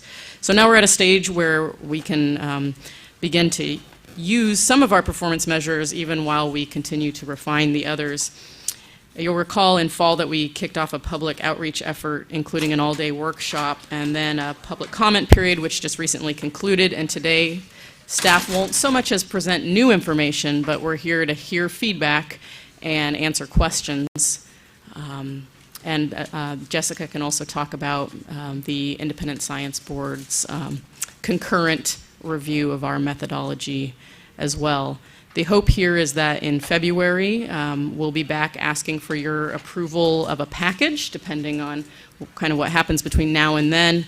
And in front of you, and I believe on the table outside, are the comment letters that we received in January on the performance measures, and there are roughly a dozen of those comment letters. So with that, Jessica? Thank you, Jessica. I wanted to mention that all the comment letters we received are available on our website, and we are going to be reviewing those as well as what we hear from you today and the public comment that we expect, and we will be using all that information to develop a final set of refined output and outcome performance measures that we may ask you to adopt at your February meeting. So one of the things that we have noticed about the comments is that there are some comments that are representing ideas that are different from the Delta Plan policies. And so unless the Delta Plan were amended, we wouldn't be able to respond to those comments. However, there are other comments that are more technical in nature and are helping us to refine the way that we look at data, and we will be taking a close look at those and doing what we can to address them. So we are working with the Delta Independent Science Board to ensure that our methodology is the best it can be. And so we've given them some information about the methodology. They're currently developing their assessment of it, and we expect their review to be complete by mid-February, so before you're asked to act on the refined measures. So with that, I'm going to hand it over to John to talk about how we would like to receive your input first. Thank you, Jessica. So I'd like to point the council members to Attachment 1, which is the listing of our performance measures, so it should be in everybody's packet. This is basically the same attachment that you saw in December, at December's council meeting, and we had asked the council to review the performance measures, and then we would come back here in January and be available to answer questions and receive input as we move towards the February approval process. So the document in front of you is the full suite of Delta Plan performance measures at this time. And just quickly on the document, we've broken it down to where you have a strategy column, because one of the things that we did do during our assessment was very important to make sure that the performance measures aligned with the Delta Plan's strategies for each chapter, and then you can see what those strategies are. They're listed right above. We included the policy or recommendation number also as part of an alignment process. We applied a short title, more for staff's benefit, what type of performance measure it is it an output or an outcome, and we're just focusing on the output and outcome measures today. There's the current Delta Plan wording, so this is exactly how it's listed in the Delta Plan. And then part of our refinement process, one of the key parts of our process was to propose any language changes to the performance measure. You'll see that in the next column.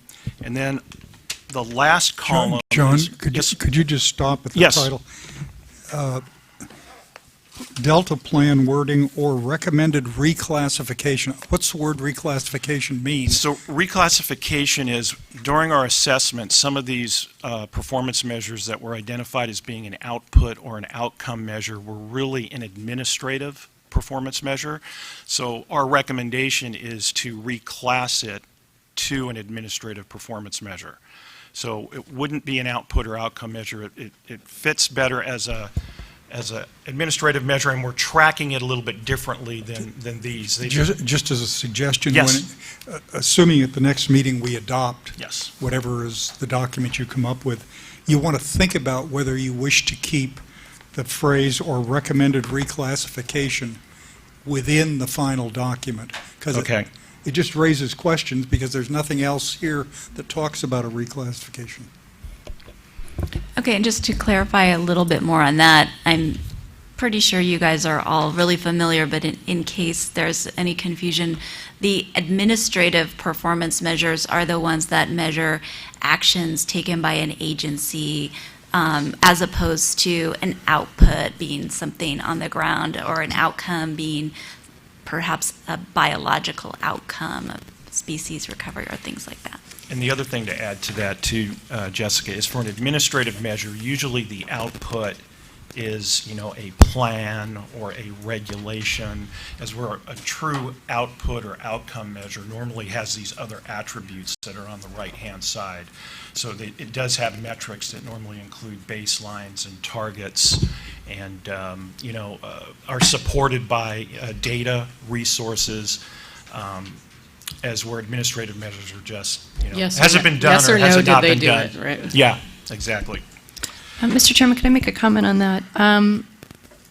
I just want us to think about as a council if we're comfortable with that. And I'm not quite sure the evolution of going to the administrative performance, or the performance being determined or defined administratively versus legislatively. So maybe I can get a little more confirmation of that. And are we comfortable with that, secondly? And thirdly, I have a question on output. So if there is no output, if there is no plan or regulation meeting the performance measure, what happens next, either under the legislative or the administrative criteria? Oh, just a clarification. Maybe there's a semantic issue because we weren't seeing that it was administrative versus legislative.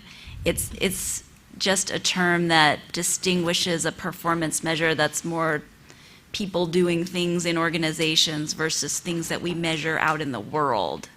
So how is it then revisited or reevaluated on an ongoing basis under an administrative classification? So all our administrative performance measures are being tracked in a database, and as to whether they are not started, underway, or complete. Perhaps you could give an example or two. So for example, the update of the water board's flow standards is underway.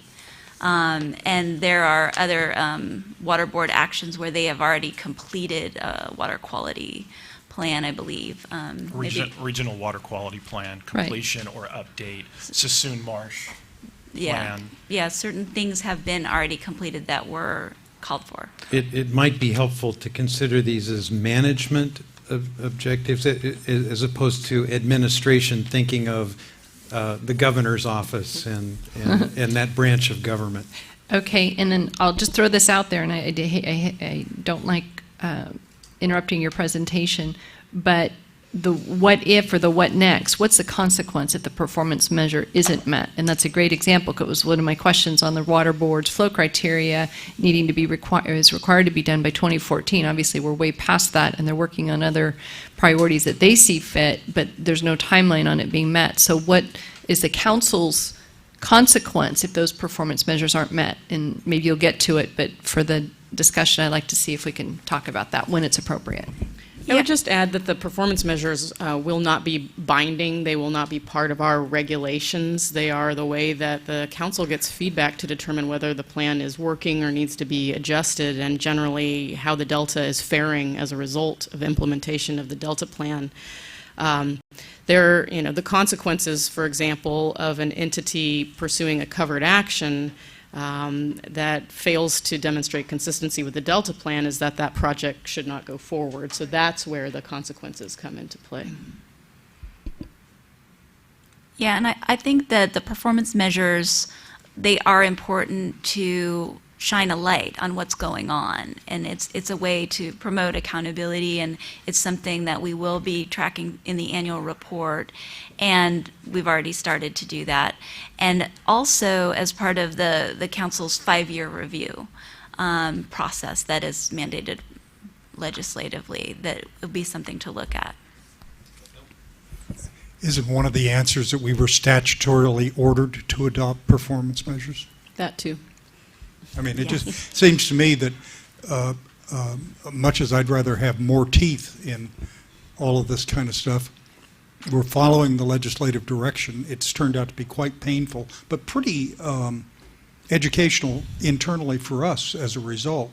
And maybe we can convince the legislature in future years to give a little higher status to performance measures. Thank you. Thank you. So we were going to suggest, in order to, most efficiently go through these performance measures, was to look at them chapter by chapter. So I would ask the council, do you want to, or do you have any questions, any comments, any input on chapter 3? If the answer is yes, we can pull up some of our subject matter experts for that chapter. If the answer is no, we would go ahead and move on to the next chapter. But instead of, going from chapter 3 to 7 to 4 to 5, we would just do it by chapter. If you guys think that's a good idea. John, I like that approach. You're a very organized individual, a testament to the good work that has Thank been you. done so far. So in keeping with that, we'll follow your suggestion. Okay, thanks. Okay, so are there any questions, any input on chapter 3, or Mary has a question even before we Just get a to general that? comment Okay. on all of them. In the reformatting from the last presentation to this one, there's been a column that's been removed, the reference column. Right. But the reference numbers within the remaining columns have not entirely been removed. So there's a little confusion. So the reference column isn't there any longer, but in some of the dialogue and in the writings, there's reference to those columns. So Okay, we just, we can- more the cleanup to do. Okay, we'll take a look at that. Thank you. We'll make sure everything is really clean and buttoned up for February, for sure. Phil? Question about all the chapters, but I'll just introduce it at this point. Okay? You're fully aware, of course, that much of the water board's reporting of water use requirements are under executive authority. Have you guys talked through what happens should the drought ever be declared over, or one of the endless lawsuits that have been filed protesting the requirement that certain water users file a report of how much they actually use? I mean, I don't think you need to change any of this, but it's one of those things you've got to anticipate coming up. I think, Phil, the best answer to that question would be that the performance measures are always going to follow what happens in the Delta plan. So I think some of these big issues, as they get resolved down the road or as things change, I think it may impact our Delta plan. And then based on that, performance will always be assessing and reassessing. And if the need is to, again, refine or modify existing performance measures or to add new performance measures, I think that would be something that we would always be, it's kind of our own adaptive management of performance. I don't know if that answers your question. Any other general questions? Susan? So one thing that occurs to me is, this is excellent work. In isolation, though, when I see a performance measure such as at least one spring flow event 5 to 10 times winter base flow each year, I need some context. I don't know if that's really good or this is major accomplishment or we're incrementally there in terms of the ultimate goal. Just So an that was indicator about yeah. the performance measure. Yeah, so that was actually the process for that performance measure was that we had a very general performance measure related to flows, saying that we were interested in seeing progress toward more natural functional flows. And then through discussion particularly with our lead scientist, Cliff Daum, we were able to develop some specific examples of what it would mean to have a more natural functional flow. What are some of those qualities that have broad scientific consensus that would have a particular function? Because we know that the natural system is, we're never going to have a natural system as it was hundreds of years ago, but given that we want the functions of the flow, and then the spring pulse has been well documented to have certain functions ecologically. And so that was developed with his guidance. I guess my point is getting back to what Phil described as understanding excellent, good, fair, poor, bad. These performance measures make sense to me. I just don't have a sense of. If we would be able to evaluate it along a spectrum rather than, you just achieved it or you didn't in any given year? Yes. Like how often did you achieve it over a 10-year average? Or so those are the kind of details that we'll need to work out. Okay. I think at this level, we're trying to get input from the council of, is this the right direction?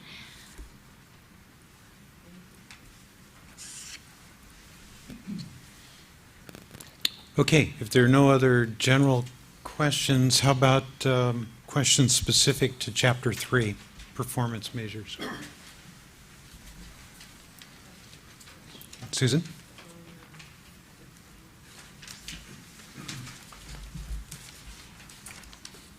you want to bring up Chapter 3? On page 5, strategy to recover and manage critically overdrafted basins.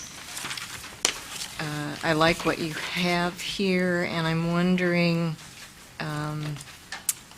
if it would be useful to tie it to Sustainable Groundwater Management Act implementation as another indicator. And I don't have any suggestions on how you might do that, but I think these performance measures would inform the development of the groundwater sustainability plans and be useful to regional and local entities working on those plans. Definitely. I've asked Paul Levy to come up and join us. Paul is one of the very young and talented individuals that Jessica was talking about earlier that we've added to our organization, and he's been focusing on Chapter 3 and Chapter 7 performance measures and supporting the planning staff, and he's on my staff. Is Kayvon here? Kayvon is in the house. Kayvon, can you step up, please? You know, He doesn't need to be introduced, I know. Susan raises an interesting issue. When the Delta Plan was under development, the statute had called for reporting groundwater elevations. That's as far as the 2009 statute went. And since then, we've had historic legislation that has really altered the way we view groundwater management. So we're developing performance measures that are based on the Delta Plan that was adopted in May of 2013. Things are changing fast in some areas, so and that I think goes to the heart of Susan's question. Comment on that? So that is one thing that we talked about, how to fit this in with Sigma. So, I mean, we did talk about possibly also just tracking the, like, as you said, the implementation of Sigma, our suppliers meeting their dates. That would kind of be more of an administrative measure.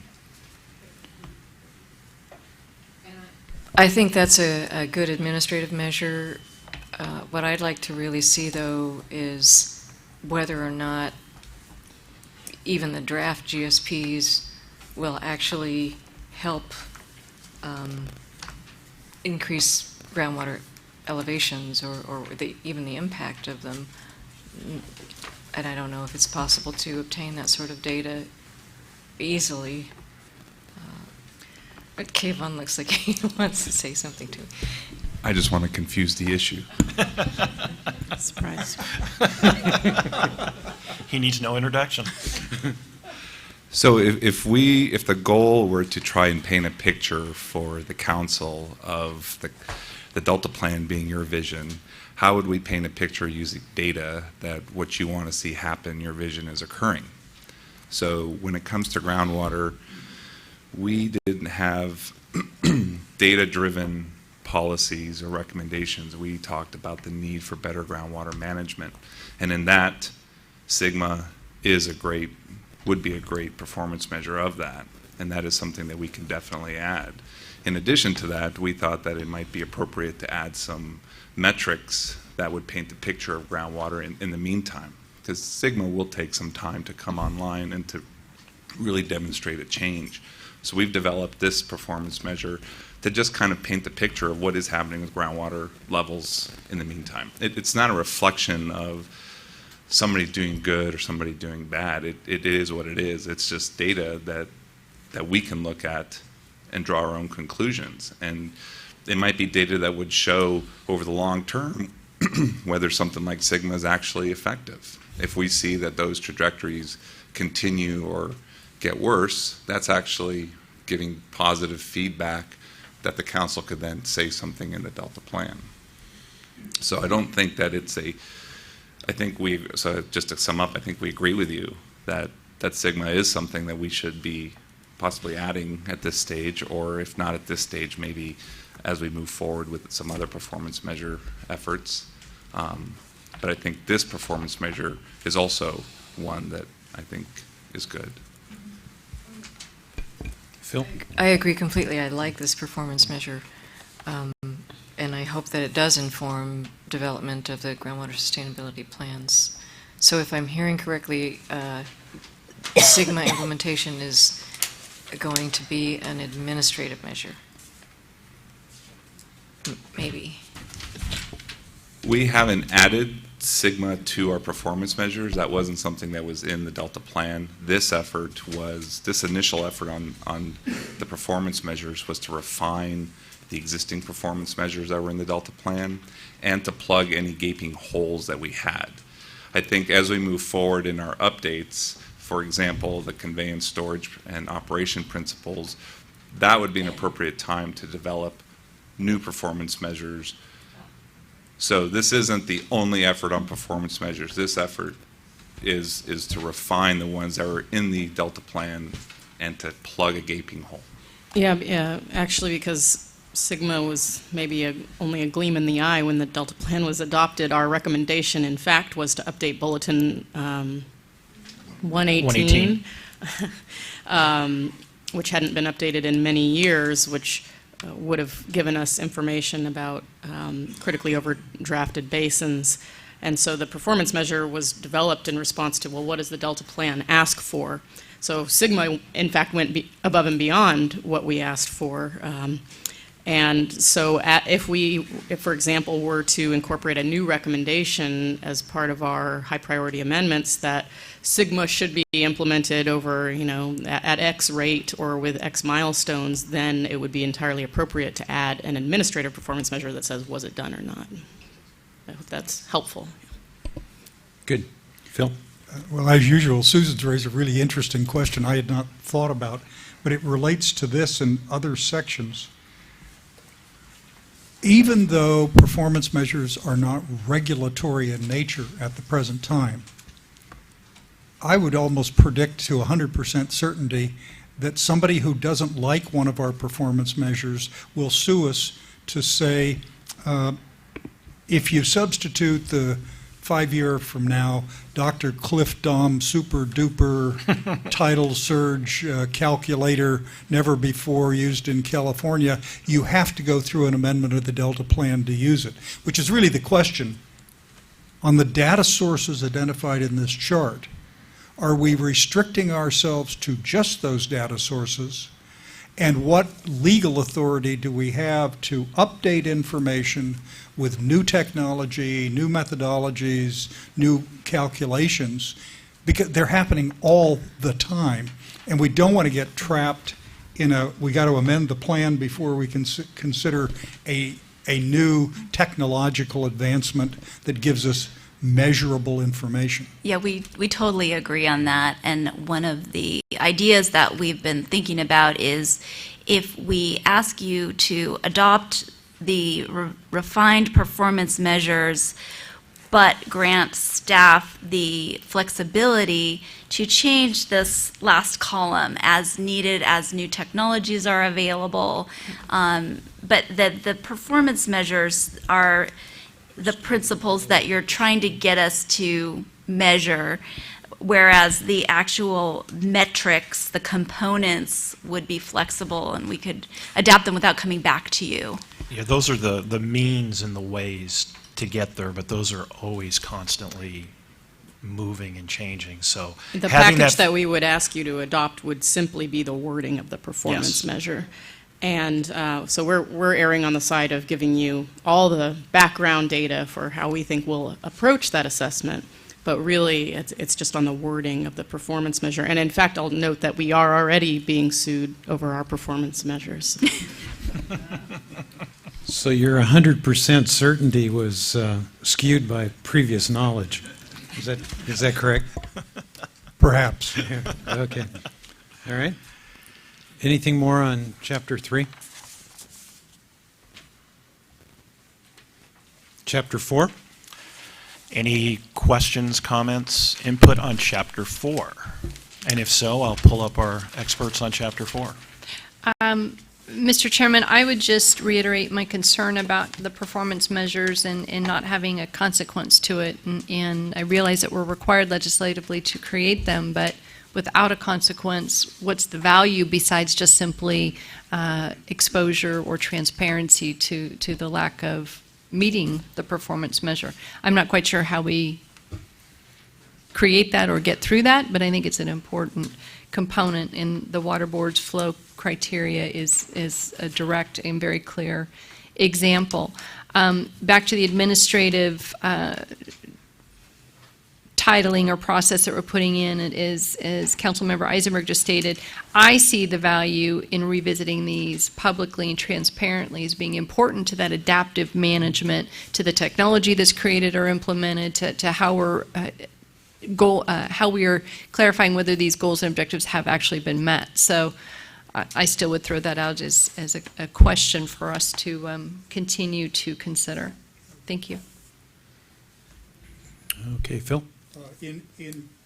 In Chapter 4, on pages 10 and 11, is what's called Strategy 2 in Chapter 4. This is the landscape metrics to assess ecological functions. What page are you on, Phil? Chapter 10, I mean, page 10, excuse me. Page 10, down at the bottom. ER Recommendation 2. And this is more in the nature of explanation. I thought the performance measure components where you tie the measurement back to the statutory language that we were required to reflect in the Delta Plan was among the best of all of the performance measures because it goes back to the original statute and it talks about all these things. In light of our recent discussion that the performance measure components will not be part of what we're asked to recommend, don't we lose a lot in this performance measure by not provide habitat and connectivity for fish, habitat, connectivity, marsh water, the statutory language that is directed us to use those measures among others? Just a question. Okay, so you've pointed out an interesting conundrum because on the one hand, you're saying if we have technology changes and we can measure things in a different way, you want us to have that flexibility, but then you're concerned that if this full description of the components isn't there, then perhaps that won't be. The point is, under performance measures, you don't want to tie your hands on technology and new information, and we have a required review of the Delta Plan every 5 years. But the metrics, which is how you measure performance or against what you measure performance, is statutory in nature. Of course, we're not bound to these 5 categories that are statutory. The statute said among others.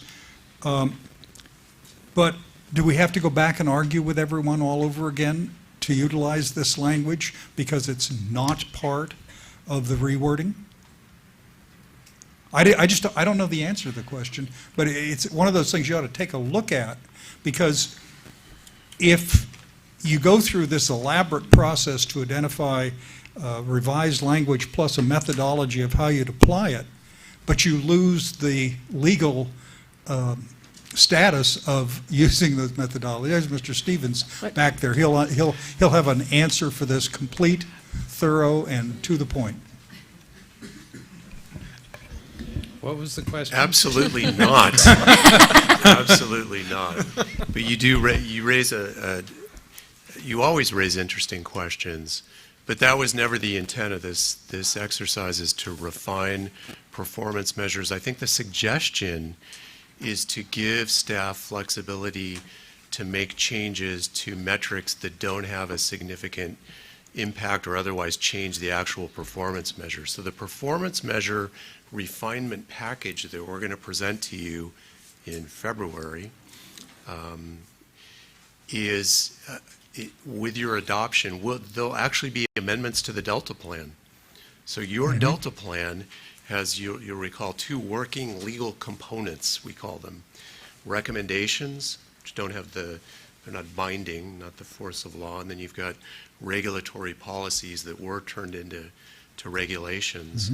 And by statute, we were required to come up with performance measures, and we did.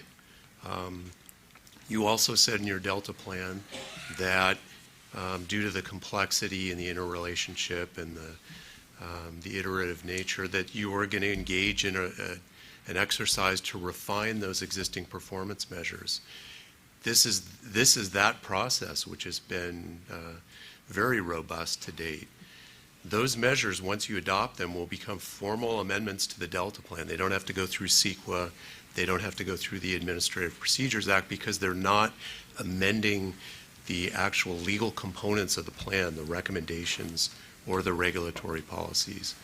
But if, as part of this refinement process, or if you learn new information, or you otherwise decide in your wisdom that you do want to amend the working components of the Delta Plan, either the recommendations or the regulatory components, you would then have to go through, make sure that you have CEQA coverage, and those could, if they're regulatory in nature, have to go through the rulemaking process.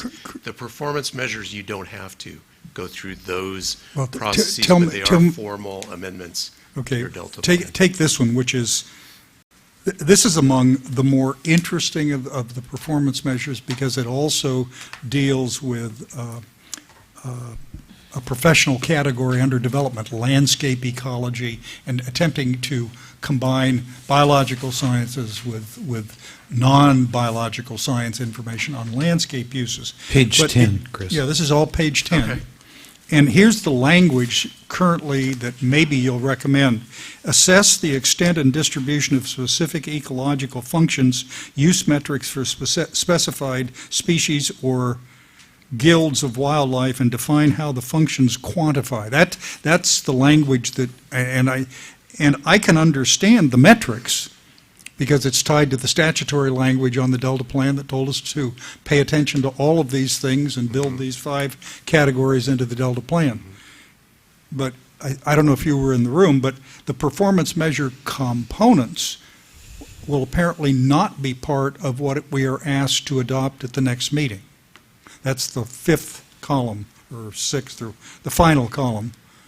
And therefore, my issue was, by not referencing that, do we lose it? Because this language is not very helpful standalone. I'm going to reserve my comment on your comment because I understand the issue, and now having looked at this language, I think that we should discuss that. My preference, and it may or may not comport with exactly where the staff is at, to have understandable, quantifiable performance measure language that will refine the existing ones that we have, and to build robust metrics into the performance measure that also comply, not only consistent with the performance measure, but consistent with our statutory objective.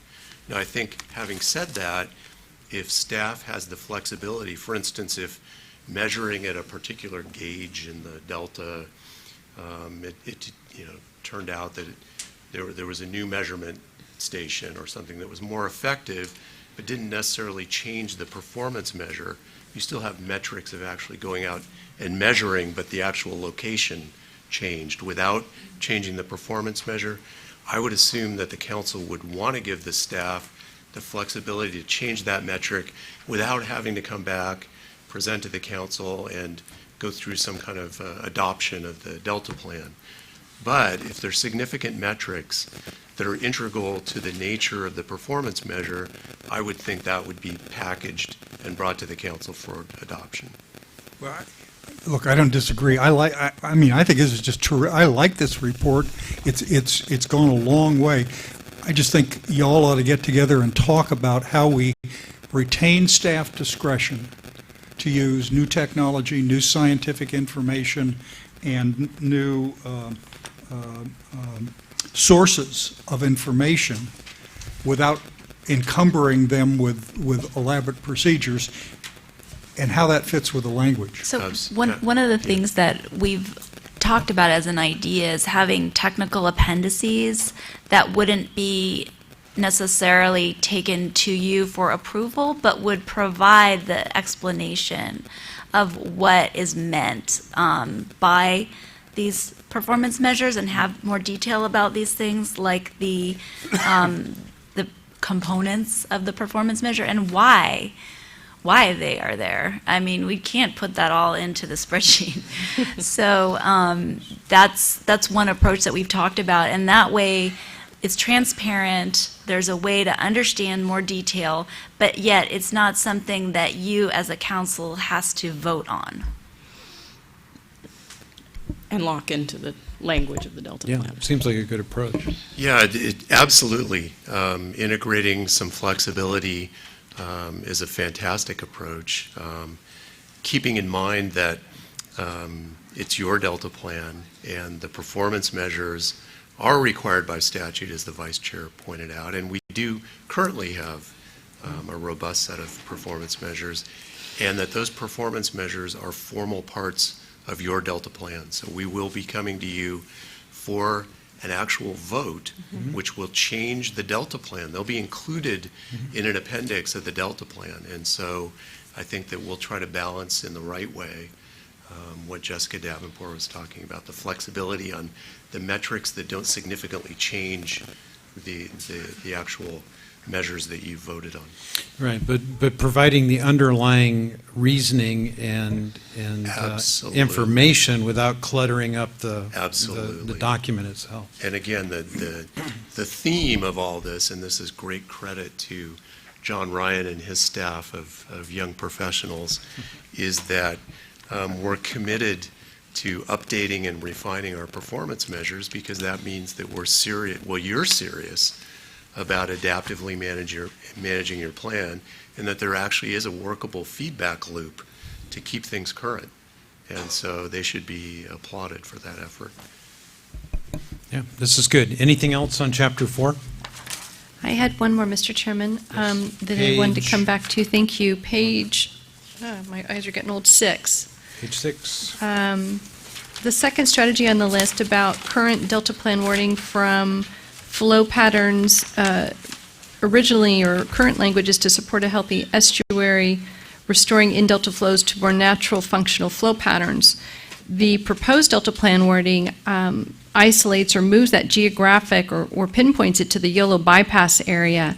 And I'm trying to figure out why we've moved geographically from a natural flow pattern, a generic natural flow pattern to support a healthy estuary language at a high elevation to a very low elevation, specificity of the yellow bypass area, and moving away from old and middle rivers and south delta flow requirements. So the idea here was to try to find something, again, similar to the spring pulse and the recession flows that had a lot of scientific consensus around it, and that was already out in the public domain as a requirement of the biological opinions. Since we came up with this proposal, we've gotten feedback from others saying that there's a lot of discussion amongst the agency that wrote the biological opinion, National Marine Fisheries Service, NOAA Fisheries, and the people who will be implementing that work about how to refine that so that it really reflects salmon having access to floodplain habitat. And at this point, that hasn't been officially put forth, but we definitely see that as something where we want to continue to track those discussions. And that's a way that we're looking at what's out there in the public domain now as a stated goal of the federal agencies. And also using it as an indicator, whereas there aren't other clear indicators available. Okay, but the title of the goal is progress towards restoring in-delta flows. It doesn't specify it's for the benefits of salmon specifically, but you're isolating a geographic location for salmon, and I'm trying to understand. So that was one of the functions that has been widely recognized as important by many agencies. So again, because our initial performance measure was very vague about providing more natural functional flows, we tried to isolate functions that had a lot of understanding around them. Okay, and from an in-delta person, a concern that we see with that, or I see with that, I will isolate it to me, that specifying to a North Delta geographic location on flow standards with the proposed California Water Fix project eliminates or makes void south of Delta flow impacts in our performance measures. So I think that's a real concern with this language. I would suggest that we can include yellow bypass. I have no problem with that, but we don't exclude Old and Middle River flow. So I would ask the consideration from either staff or the council for that as we continue the dialogue on these measures. If I might, I think on this one. Keith, you need your microphone on. Thank you. It's not close enough. Oh, there you go. I think in particular on these flow-related performance measures, we have struggled to balance what we think would be useful ways to think about flow with the recognition that when the Water Board acts, that those standards for certain things will become much clearer. So what we've tried to do here was identify a few features that we could track now that seemed quantitative measures of parts of what a more natural functional flows would be without trying to specify it across the board. And so I think these were things that we thought we could find agreement on and identify now, recognizing that there's other components of this that are much more contentious, and we probably want to get some guidance from others as that moves ahead. Well, Mr. Chairman, I believe that's part of our problem, and to Keith's comment, that without the Water Board acting on their, I'm sorry, Dan, my apologies, thank you for the correction. Without the Water Board acting, we still have to act. We don't have the luxury of not acting and amending the performance or creating the performance measures and amending the Delta plan. But we're in this, as I understand, Dan, what you just said, we're taking an action in advance of the Water Board's action versus waiting for them to act and then us coming back and amending our action. So I don't know which is best, but it seems to me we're guessing a little bit, and I think that's a little dangerous. Well, we don't have to guess because there are measurable objectives right now, and we could include those, but this is aspirational and looking forward to work that was specified in the Delta plan that would be completed, that we would be depending upon for updated information. But we're removing, by this language, a performance measure that exists in the South Delta. Supervisor Pipo's right on this one. It seems to me that what you really are doing, and we should be doing, is retaining the language about move to more natural functional flow patterns to support a healthy estuary, the existing language. The action being in the YOLO bypass in part to achieve that, which means you shouldn't reword the Delta plan policy that applies to the whole Delta. You should, in fact, then simply use, as you got in the performance measure component, we've got a target of 17,000 acres in the YOLO Basin, which is one step that helps achieve that result. But Ms. Pipo's absolutely right. As drafted, it appears to restrict our interest in seasonal flow to the YOLO bypass. Cliff? Comment I would make is that what has happened here is that this one flow criteria performance measure has been altered, but two additional ones have been added, and those are the ones that are on page 7. Those have to do with flows in the spring, and the other one has to do with the rate at which the flows change within the Sacramento River and the Delta. So those have been added.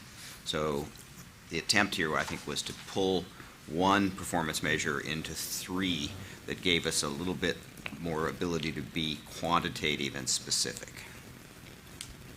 And Mr. Chairman, if I could add a comment to that, or maybe a question under, it's not numbered, so it's hard, it's the second new measure, spring pulse flows, on page 7, reads, progress toward restoring more natural functional flow patterns along the Sacramento River using pulse flows during the spring. I would, again, my perspective on this is that it's limiting a geographic area versus the entire Delta estuary. So my concern still remains, even with the clarification, Cliff, that you've provided.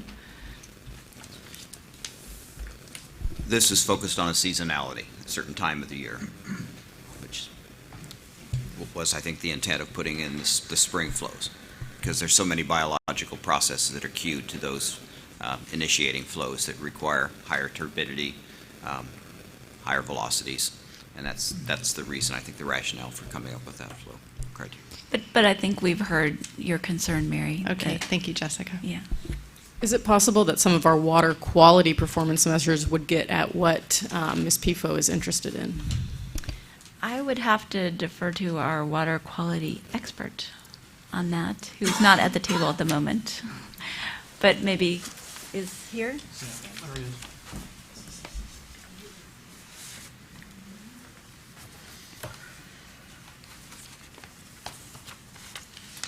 Well,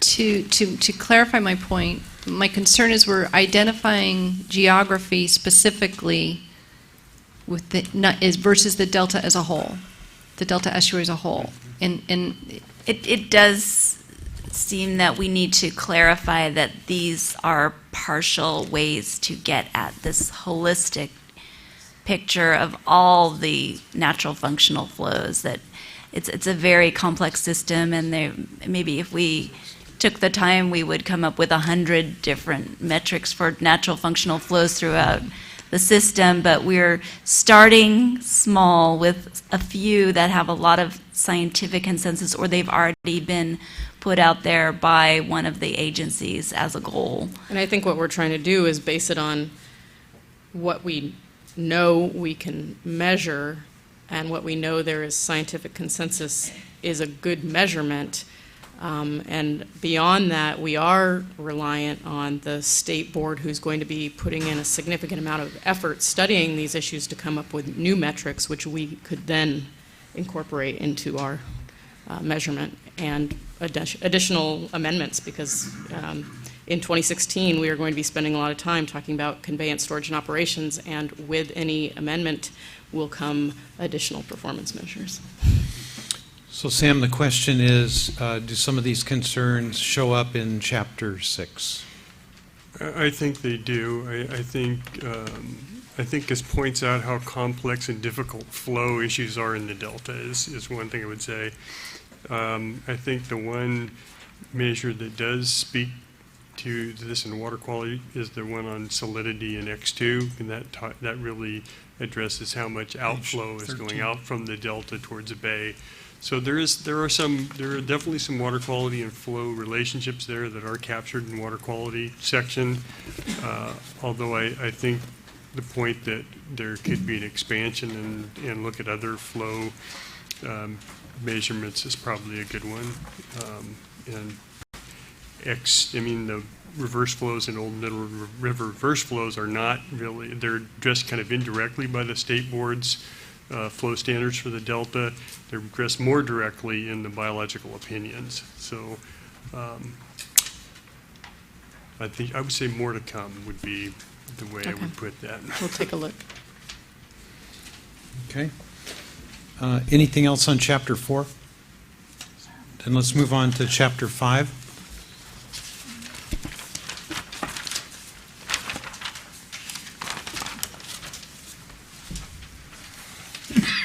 Page 13.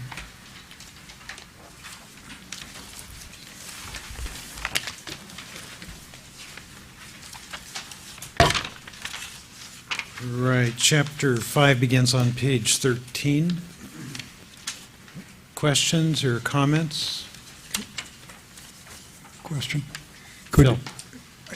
think I understand it, but I want to make sure. Chapter 5, Strategy 2, page 13, the metrics and the baseline where you set the 905 acres. I was not entirely clear from reading it if the 905 acres with carbon sequestration is or is not included in the target. I think it is. It is. Okay. All right. I think we were still struggling with that word baseline having to be zero, like in some scenarios. In other things, you use the word zero. But in this case, yeah, it is our starting point, but it's included toward the target of 5,000. Just because it happened before the Delta Plan was adopted, we didn't want to take it out of the goal that was set in the Delta Plan toward 5,000 acres, because I think that was something that we discussed with DWR. I wasn't there at the time, but my guess, and maybe you guys remember more than I do, that DWR had said we are building toward a 5,000 acre goal, and right now they're on par to actually exceed it as far as what they've planned, and I don't think they have all the funding lined up, but there's a good chance that they have the ability to exceed the 5,000. So I think that, it's part of Eco-Restore as well, and they're measuring it differently. They're measuring it as 3,500, but we decided just to keep it where it was, but include the 905 acres. Thank you. But, yeah, that's what we did. Other comments or questions on Chapter 5? Then on to Chapter 6, beginning with page 18. 18, thank you. Chapter 6, improve water quality to protect human health and environment.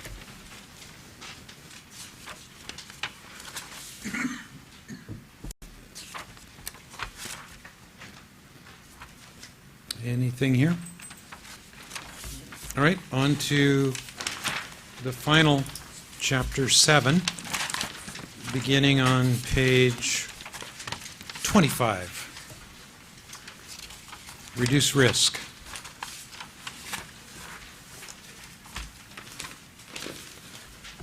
I did have one question. Phil? On reduced risk, Chapter 7, Strategy 1, this is the multi-hazard emergency response.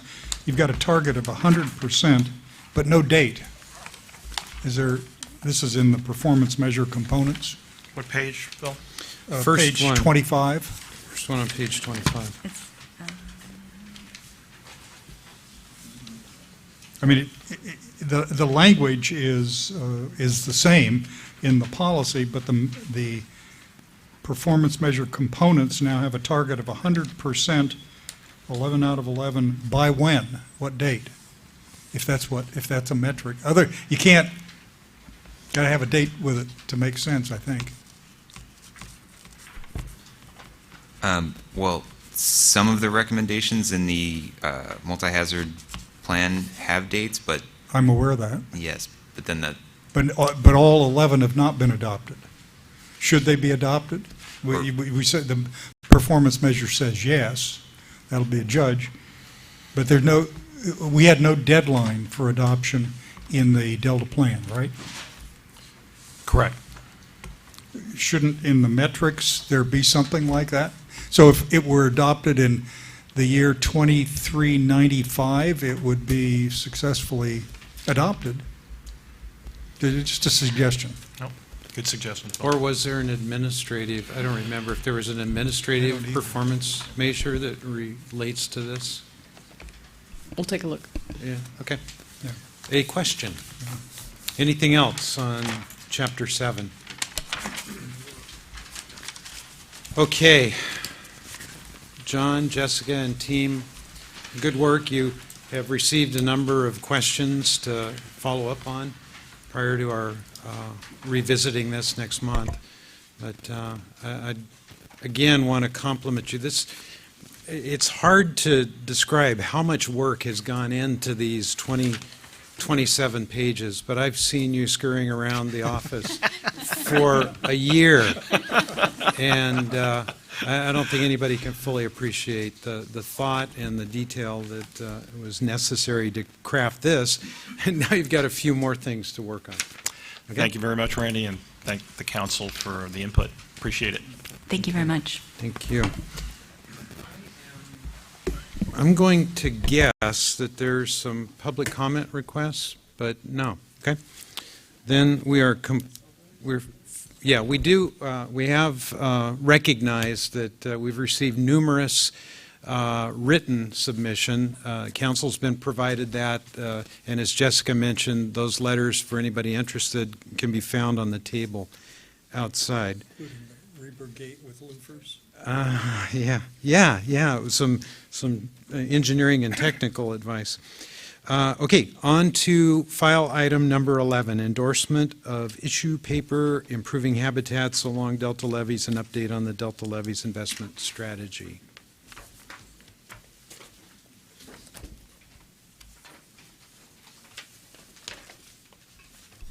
Let me find my notes here. Still surprised there was no public comment on the performance measures. So 2016 is going to be the year when we can really bear the fruit of the labor that we've been putting into the development of the database of best available information to create this tool that supports our levy investment strategy. And the intent is to use that tool to inform the public and the council's discussions. It will show us where the greatest levels of risk are, which then naturally will lead to the discussion of what can be done to reduce that risk. So just as a brief kind of levy investment strategy update before we get into the presentation, our discussions with DWR, who have been our partners in this project regarding how we respond to the peer review, have finally concluded, and we'll be publishing a response soon and able to move forward to the next phase. So that will launch with a series of public meetings that are in the planning stages now. And then we'll also formally engage with the Central Valley Flood Protection Board to get their input this spring. So today, however, we're asking you to endorse the final version of an issue paper that was brought to you in the fall. That was born out of discussions with the Department of Fish and Wildlife, which was the need for an assessment of the effectiveness of past investments in habitat on delta levees, and it includes specific recommendations designed to achieve better, more cost-effective outcomes for those investments. We received feedback on the report from the public and from other agencies and from you, and with that I'll turn it over to JD. And I will remind the council this is an action item. Okay, thank you very much. Well, I wanted to just point out that this issue paper, we are asking for your endorsement. However, I also want to clarify the relationship of the paper with the Delta Levy investment strategy. So in this paper, we do end with some recommended next steps. However, we want to distinguish that from the process by which you will be making recommendations related to amending the Delta plan as part of the Delta Levy investment strategy process. So just bearing that in mind, I'm going to walk you through some of the highlights.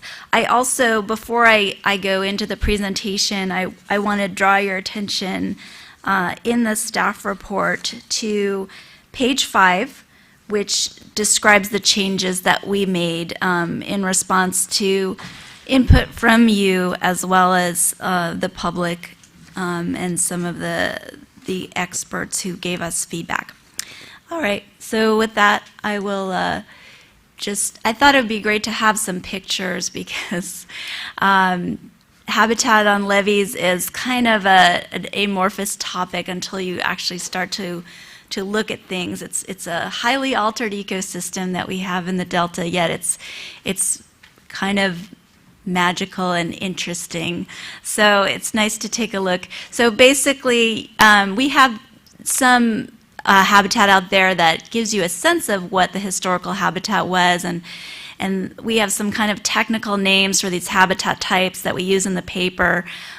Shaded riverine, aquatic habitat, freshwater marsh, riparian forest, shrub scrub, or scrub shrub, and grassland. So that's what it was then. Oh, for some reason the picture of today didn't come out unless it's, oh, there it is. Okay, so and you're familiar with what a lot of the delta looks like today with rip-wrapped levees with very minimal vegetation. And so what we wanted to do with this paper was in this context of the broader Delta levee investment strategy to look at how the state can also contribute to fulfilling two of the state level environmental mandates, one of course being the co-equal goals, particularly with respect to ecosystem restoration, and then secondly providing a net benefit for aquatic species in the Delta, which is part of another state mandate, and the actual reference is included in your staff report as well as in the paper. So to produce this paper, our project team reviewed a lot of monitoring reports from past projects and interviewed experts. We also looked in the literature, summarized what we learned from all these three sources, and then we developed the recommended next steps.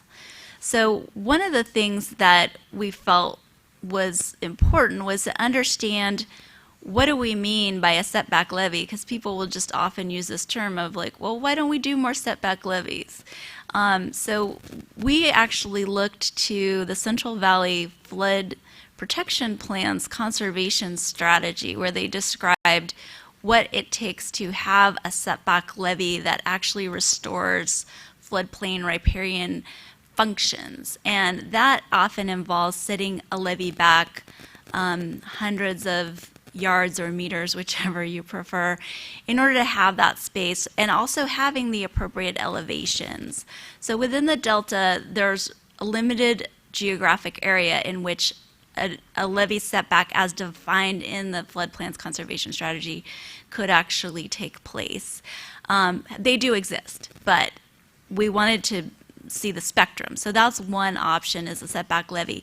There's also something called an adjacent levee, and that's been done on Twitchell Island, where it was done not primarily for habitat reasons, but for structural reasons, because the rock that was being placed on that levee, there was a very steep fall off, and it just kept falling to the bottom of the river. And so they needed to actually move the levee back in order to structurally have a sound foundation. And in that case, there's some opportunity for some habitat to be created there, but it's not the typical setback levee associated habitat. And then we found out about something called an extra wide levee, which is also sometimes called a habitat levee.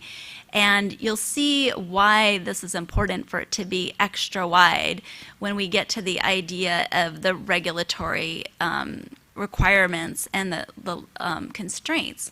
So what we've learned is that there, as Mary brought up in the last time we talked about this, there is an Army Corps policy that restricts the kinds of vegetation on levees.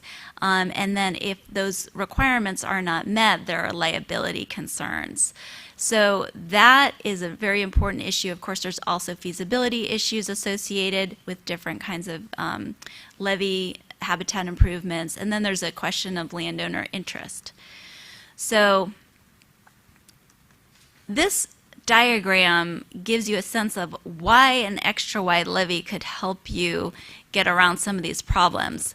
And I don't know if you can see where the original levee was with the orange dotted line, but it was right up to the edge where the tree now is. And so that was graded down, and then the regulated prism of the levee was moved landward. So that gives you more flexibility with what you can do outside that prism on that bench. You can plant trees, and the reason you'll see riprap underneath there is because there's a real issue with burrowing animals. When you create a lot of wonderful habitat, you get critters and they like to burrow into the levee, and that's not great for flood risk reduction. So this is a bioengineered approach where you have a very strong structural basis, but you also have vegetation.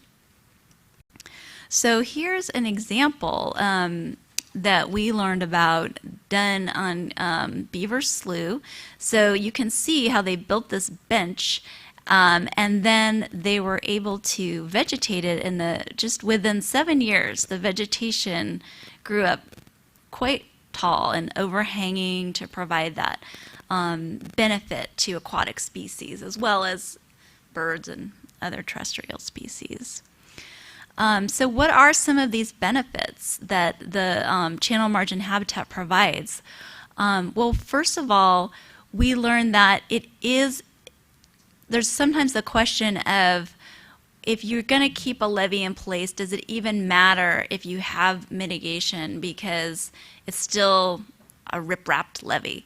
But we've learned that there's evidence from scientific monitoring that it does make a difference. There are specific examples where monitoring has shown that juvenile salmonids are using this restored habitat with the bench and the vegetation at the same rates that they're using some of the control sites, the natural habitat. The benches are better than simply placing some trees in the riprap, and that the substrate matters. So sandy bottoms are more conducive to juvenile salmonids. And I should just say the reason that we focus so much on salmonids is because that's what research results were available to us. We are very aware that there are other important aquatic species that have needs, but we are trying to use the best available science to make any conclusions that we could. So one of the issues with riprap is that predators can hide in the spaces between the rocks. So even if you fill in those spaces, that can be better if you're not able to create a sandy bottom of the channel. And also woody material, there's a similar issue with predation. If you have a very high density, that can be actually negative for the juvenile salmonids, but if you have a low to medium amount, that can be helpful. So what about the other species on the floodplain and the riparian habitat? One of the other groups of species that have been studied a lot are birds. And so again, the elevation is essential to be able to create floodplain habitat. As I mentioned earlier, there's only certain geographic areas of the delta where we can have a traditional kind of floodplain habitat, although we can still create riparian corridors. The patch size and the connectivity of the patches is very important. There are studies showing that when the patch size is small, the predation on the birds is higher. So another important point is the successional stage of these riparian forests. So when you have trees of different ages, they provide different benefits to different kinds of birds.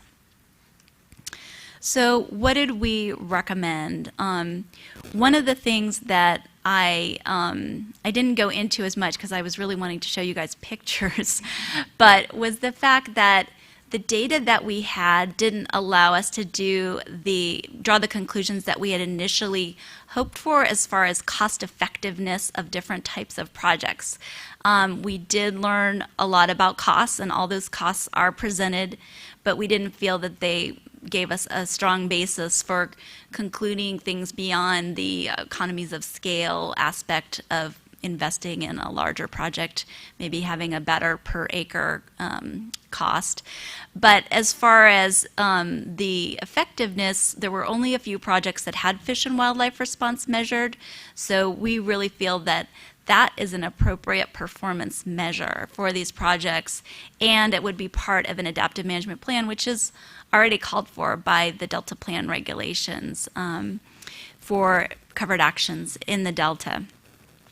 So we also have talked with colleagues at the Department of Water Resources, and they agree that it's important to, in the future, track the incremental cost of the habitat improvements so that we can do better assessments in the future.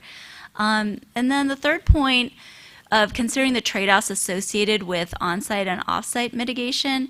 Every time someone does a project that involves damaging riparian habitat, they're required by several different agencies to do mitigation. And then the question will be, should they do it on-site or off-site? And one of the points that we make in the paper is that there are important salmon migratory corridors. And if there's too much emphasis on putting all the mitigation off-site, we don't want to neglect those corridors. But at the same time, there's times where it's just not feasible to do an on-site mitigation, and you can actually get a really great benefit through investing in an off-site mitigation. So we certainly weren't trying to be black and white about that. However, we are recommending that landscape scale planning guide the location of future projects and their design, and also that similar to what's been happening with the development of a region-wide framework for tidal marsh restoration projects, we would like to see a similar thing happen for these types of channel margin habitat. So that projects could be comparable across the Delta. And finally, we recommend using the Delta Levee and Habitat Advisory Committee as a forum to discuss some of these issues that we've brought up. And I'd like to acknowledge the co-authors of this paper, Darcy Austin, Jana Badurier, Daniel Huang, and Daniel Livesey, and as well as our advisors and supporters. We were really grateful to our advisory committee members, as well as the people who agreed to be interviewed, the people who sent us extremely helpful comments, and our Delta Stewardship Council executive team. So thank you very much. Thank you, Jessica. Questions, comments? Patrick? And then Susan? This is a really constructive, thoughtful report, so congratulations to you and your team. Could you put back the slide you had on restraints? I think it was. Constraints, there you go. Regulatory requirements, and you mentioned particularly Army Corps of Engineer. Liability, which extends to the state and to local property owners and probably others. The feasibility, and I thought the report was really good in distinguishing on-site and off-site options, and you don't want to lock into one or the other. And then landowner interest, presumably some reclamation districts and some property owners are more willing than others to participate in projects. That said, all of this inevitably would require more money spent on levee projects in order to achieve environmental benefits consistent with some of your recommendations, right? Yes, but I think some of our cost information indicates that it's pretty low cost compared, well, depending which options you choose, compared to the total cost of the levee project itself, because these are extremely expensive projects. And even within a levee project, there's a huge variability in cost depending on what condition the levee is to begin with and all the standard that you're trying to meet. So I think... And in one case, I can even say where it was cheaper, I believe, and if anybody knows more about this, please chime in, but with the West Sacramento Southport project, because they were able to do less distance along the levee, they were able to create habitat while actually lowering the cost. But that has a lot of other complications to what went into that, and it's quite an expensive project, so I wouldn't want to imply that it wasn't. This is a good contribution to the Delta Levee investment strategy process that we're engaged in. And as we do that, I think we ought to revisit and hopefully reaffirm the principle that we developed, that levee projects must involve habitat improvement. Some of that will be on-site, some of it will be off-site, depending on the kinds of consideration that the committee and the landscape review dictates. In the past, it's my impression that habitat and environmental considerations have been viewed as the burdensome necessary mitigation in order to achieve the one goal, which is flood protection, that a levee project is pursued. And the less environmental improvements, the more money to go to more projects to presumably reduce flood risk. I think the policy question is whether we're going to make the co-equal goals apply here and apply every time as a matter of state policy, recognizing that that inevitably involves a higher cost for the state and a higher cost for reclamation districts and property owners who ought to share the cost of that. Because the transformation of the original delta that was one big habitat into what we have now, that is a very restricted, limited habitat for wildlife, occurred because those islands were formed and those economic benefits accrued to those property owners.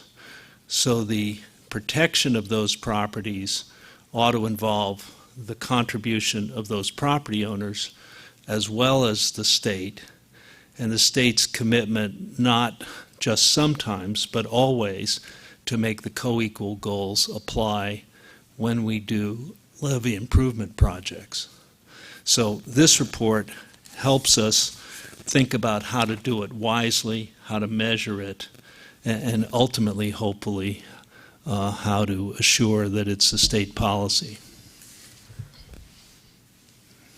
Whatever the percentage of state contribution is. Good feedback. Susan? I agree with Senator Johnson. This report is really useful in informing the Delta Levee investment strategy and educating the public about the different types of considerations for either repairing or improving certain kinds of levees. From the cost perspective that was brought up, I would point out that often habitat actually, well, not, I don't know how often, but it can help the project pencil out in terms of being a multiple benefit project. And an example of that is the Hamilton City Flood Damage Reduction and Ecosystem Restoration Project that did not originally pencil out under the Corps of Engineers benefit cost analysis until an ecosystem restoration aspect was included in the project. So in addition to your suggestion about going forward, DWR and others keeping track of or trying to separate out the costs of ecosystem from total levee rehabilitation, I'd also want to see other costs. I have heard from many reclamation districts that the disincentive to including ecosystem aspects in their project is just the sheer cost of obtaining permits. And then afterwards, if you have been willing, you are not exactly rewarded for including those ecosystem attributes. Later on, when you need to repair your levee, you end up having to mitigate for the very ecosystem that you included in your project. So maybe if we could somehow figure out how to address those difficulties. My only other point is there's a footnote, this is pretty down in the weeds, Jessica, although it is sticking with me, on Table 1, footnote B, Table 1, page 9, footnote B. I'd like to see the last sentence revised, both in the executive summary and the complete report. And the sentence reads, in addition, all habitat improvements that increase vegetation cover also increase the risk of attracting burrowing animals that can undermine levee integrity. If you could revise that to habitat improvements can increase the risk of attracting burrowing animals. And there's, if you need a citation, a scientific basis, the Sacramento Area Flood Control Agency held a levee symposium back in 2012. And I think that was when a UC Davis researcher, Dirk Van Buren, presented some research that showed it really depends on the kind of vegetation, and that certain vegetation actually attracts raptors that eat the burrowing animals, which prevents the burrowing. He didn't put it that way. But Okay, it's just... thanks for that reference. Yeah. And the suggested edit. Other comments or questions? Mary? Thank you, Mr. Chairman. One, just a recognition that heavy or fat levies are still important for the state and water exporters, and even with California Water Fix, because even in California Water Fix, as in BDCP, if the export project that's proposed moves forward, still South Delta exports are part of the plumbing system.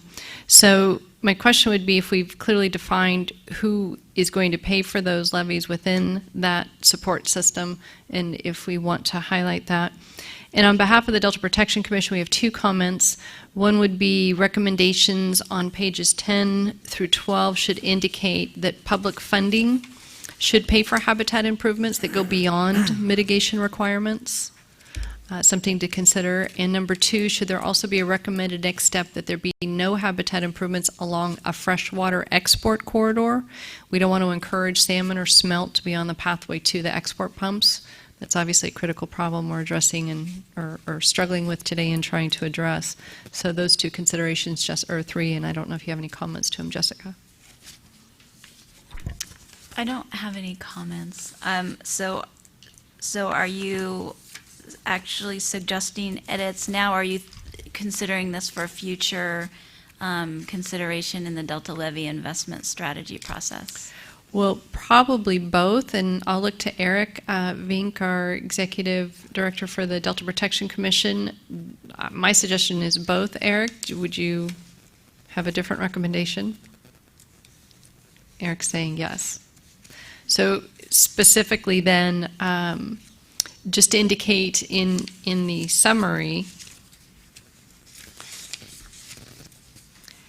that public funding should pay for habitat improvements that go beyond mitigation requirements. The Delta Subvention Program could, special project program or general obligation bond measures such as Prop 1 could be those sources of public funding that are out there, and I know there's some other proposals that may be coming up for that as well. And then wanting to recognize habitat improvements in export corridors could create a biological conflict that we would want to avoid. Do other council members have thoughts? Because I wasn't sure if that was consistent. Actually, one of those is the opposite of what I said, so I disagree with the idea that reclamation districts should have their own cost share, commensurate with their other cost share, whatever that is, of the entire project. And I think the notion that they don't have any responsibility for habitat improvement belies the entire history of the development of the Delta. But the biggest cost will still presumably be borne by the state. So I think. And actually, Senator Johnson, I don't believe my comment is not intended to be in conflict with that. The statement is suggesting that a mitigation for a current project, if the mitigation or the program or the project of mitigation exceeds the required mitigation for a project, which would be including the initial cost of the landowners, if there's something above and beyond that that goes beyond the mitigation requirements, that there should be government funding available for that. So I don't know that we're in conflict with each other, but I can understand your concern. Well, maybe somebody could help. Maybe Jessica, what's the mitigation standard? What do you have to do to mitigate a project? It depends. Depends on the grant program. Yeah, and it also depends on the regulatory agencies. It's project by project. Sometimes they have ratios and standards, but they will really look at the project, and we couldn't just say off the top of our heads. Well, your report says that you have a lot of pictures of riprap levees that have no vegetation or no habitat. So if that's the baseline, and you have to mitigate to make sure that when you finish the project, you're no worse off than you were before, it's a really low standard. Eric, do you want to provide some background to your thought? I'm sorry. Before we do that, let's take other council thank you. comments. Phil? Well, let me just say, since I do not support the proposition that the state of California should automatically pay either 75% or 100% of levee repairs for private property owners, I clearly, most people wouldn't support that activity. But secondly, there's existing water code language where the Department of Water Resources is supposed to see long-term habitat benefits from levee spending. However, since the property owners would prefer that somebody else pay the cost, and since they feel they bear no duty or responsibility for the destruction of the historic Delta ecosystem, DWR hasn't pushed it very hard. So I think I'm disagreeing with both of your positions on this one. I'm willing to listen to an argument about it again on funding. I'm even willing to listen to an argument about designing levees to discourage big fish from going in there, although I don't know how you do that. But I don't start off with much sympathy for it. Can I make a suggestion that this be food for thought for the development of any Delta Plan amendment related to Delta Levy investment strategy rather than this paper? Because I don't hear a lot of agreement as far as being a staff person trying to make edits. Well, let's see how it goes. We may we have a staff recommendation. We'll complete the discussion around this table, ask for public comment, and then we'll see what the motion is. Okay. Any further council comments? All right. Any public comment requests? Okay. I think we have. The executive officer of the Delta Protection Commission has been volunteered to provide a comment. Thank you, Mr. Chairman. And you'll fill out that blue slip just as soon as you can, right, Eric? I will do that. Thank you. I don't know what turns this on. I don't think you can hear me. There Bob we go. does. Thank you. Bob turns it on way in the back. Well, thank you, Mr. Chair and members of the council. First off, the comment about habitat improvements along the export corridor, if you will, I'll defer to the biological experts on that. It seems like in the context of this paper, that's probably something that should be at least alluded to. I don't know if that's the right thing to do or if that's the wrong thing to do. I've heard people argue that we shouldn't be, encouraging habitat improvements that would attract those endangered fish anywhere near the export pumps. And so it probably would be helpful for this paper or for the levee investment strategy to offer direction on making those habitat improvements in those areas of the Delta. The primary point, though, is about who pays for these improvements that go above and beyond mitigation requirements. And with respect to Councilmember Johnston, I don't know of anywhere else in the state where, we're trying to do a broad-based restoration of past ills, if you will, that we ask, those people or the predecessors of those people who currently reside in these areas to, make up those costs or to make contribution for those costs. Clearly, the restoration of the Delta is a state priority. It's included in statute. I don't even know how you are able to make your requirements under Proposition 218 for levying assessments on landowners to make these levy improvements, to require to make the assessment include habitat improvements to right historic wrongs, if you will. I think you have a real problem with that. But I think just on a matter of fairness, this is a state policy, and it should be the responsibility of the state, the non-special districts, public agencies, whoever those are, to be able to fund those improvements. I suspect this is something that gets further developed as the levy investment strategy is finalized. This is not something that the Commission's been silent on before in regard to the levy investment strategy, and will continue to argue these points as they move forward.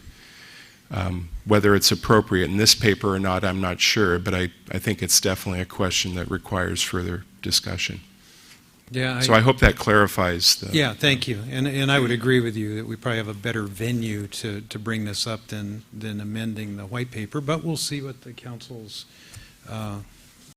mood is. Could I ask a question, Mr. Chairman? Eric, you had a clarification in the request that, I'll read it again. Recommendation should indicate that public funding should pay for habitat improvements that go beyond mitigation requirements. Can you better explain that? I may not have done it so well for Senator Johnston. What do you mean by beyond mitigation requirements? Well, and I'm probably not the best one to explain or to provide the most cogent explanation of what mitigation requirements are. My sense is that people understand this. I don't mean to dodge it that way, but basically work on a levee that might remove habitat features, that might alter features that impact habitats, that would trigger mitigation requirements from the permit agencies. And so a lot of these in the Delta are Cal Department of Fish and Wildlife permit requirements. If you're altering a levee in a way that would damage elderberry bush, which are quite common feature on levees throughout the Delta, that would trigger mitigation requirements under Endangered Species Act, I believe federal. I don't know if elderberry beetles are listed under the state Act, ESA as well. But changes to the levee that would affect or damage those habitat features that would trigger mitigation requirements. I hope that's a good enough explanation. I apologize for not having a better one.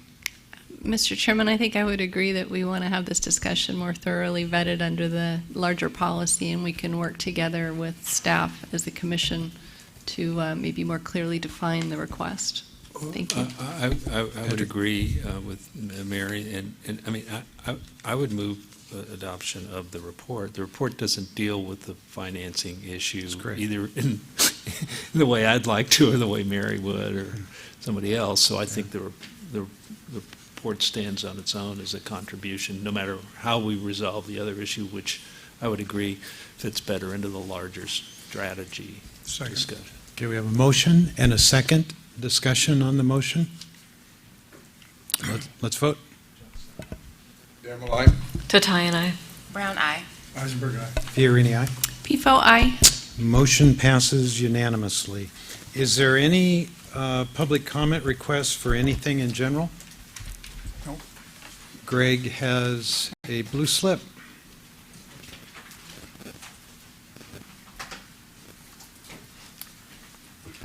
Thank you, Mr. Chair. Mark Horn. I have a quick question for Dr. Dom. In the notice referencing the 3 Mercury workshops today, they said that a paper would be forthcoming, and it also suggested that there would be a subsequent meeting. But you didn't mention that. I'm just wondering whether that follow-up is going to occur. Yes, I believe there's going to be a subsequent workshop in June that is going to be one to try to pull together some of the synthetic information that came from that workshop, yes. Okay. And then my other comment is just to suggest whether the council might want to comment on the update to the California Water Action Plan and what it means to the Delta. Unfortunately, there isn't a strikeout underlined version to sort of understand exactly what happened, but I've been trying to sort that out, and I'd be interested in the council's feedback on what the administration's commitment is as it's currently articulated. So, for future reference. Thank you. Great. Mark, thank you. That completes the meeting. We are now adjourned. Thank you very much.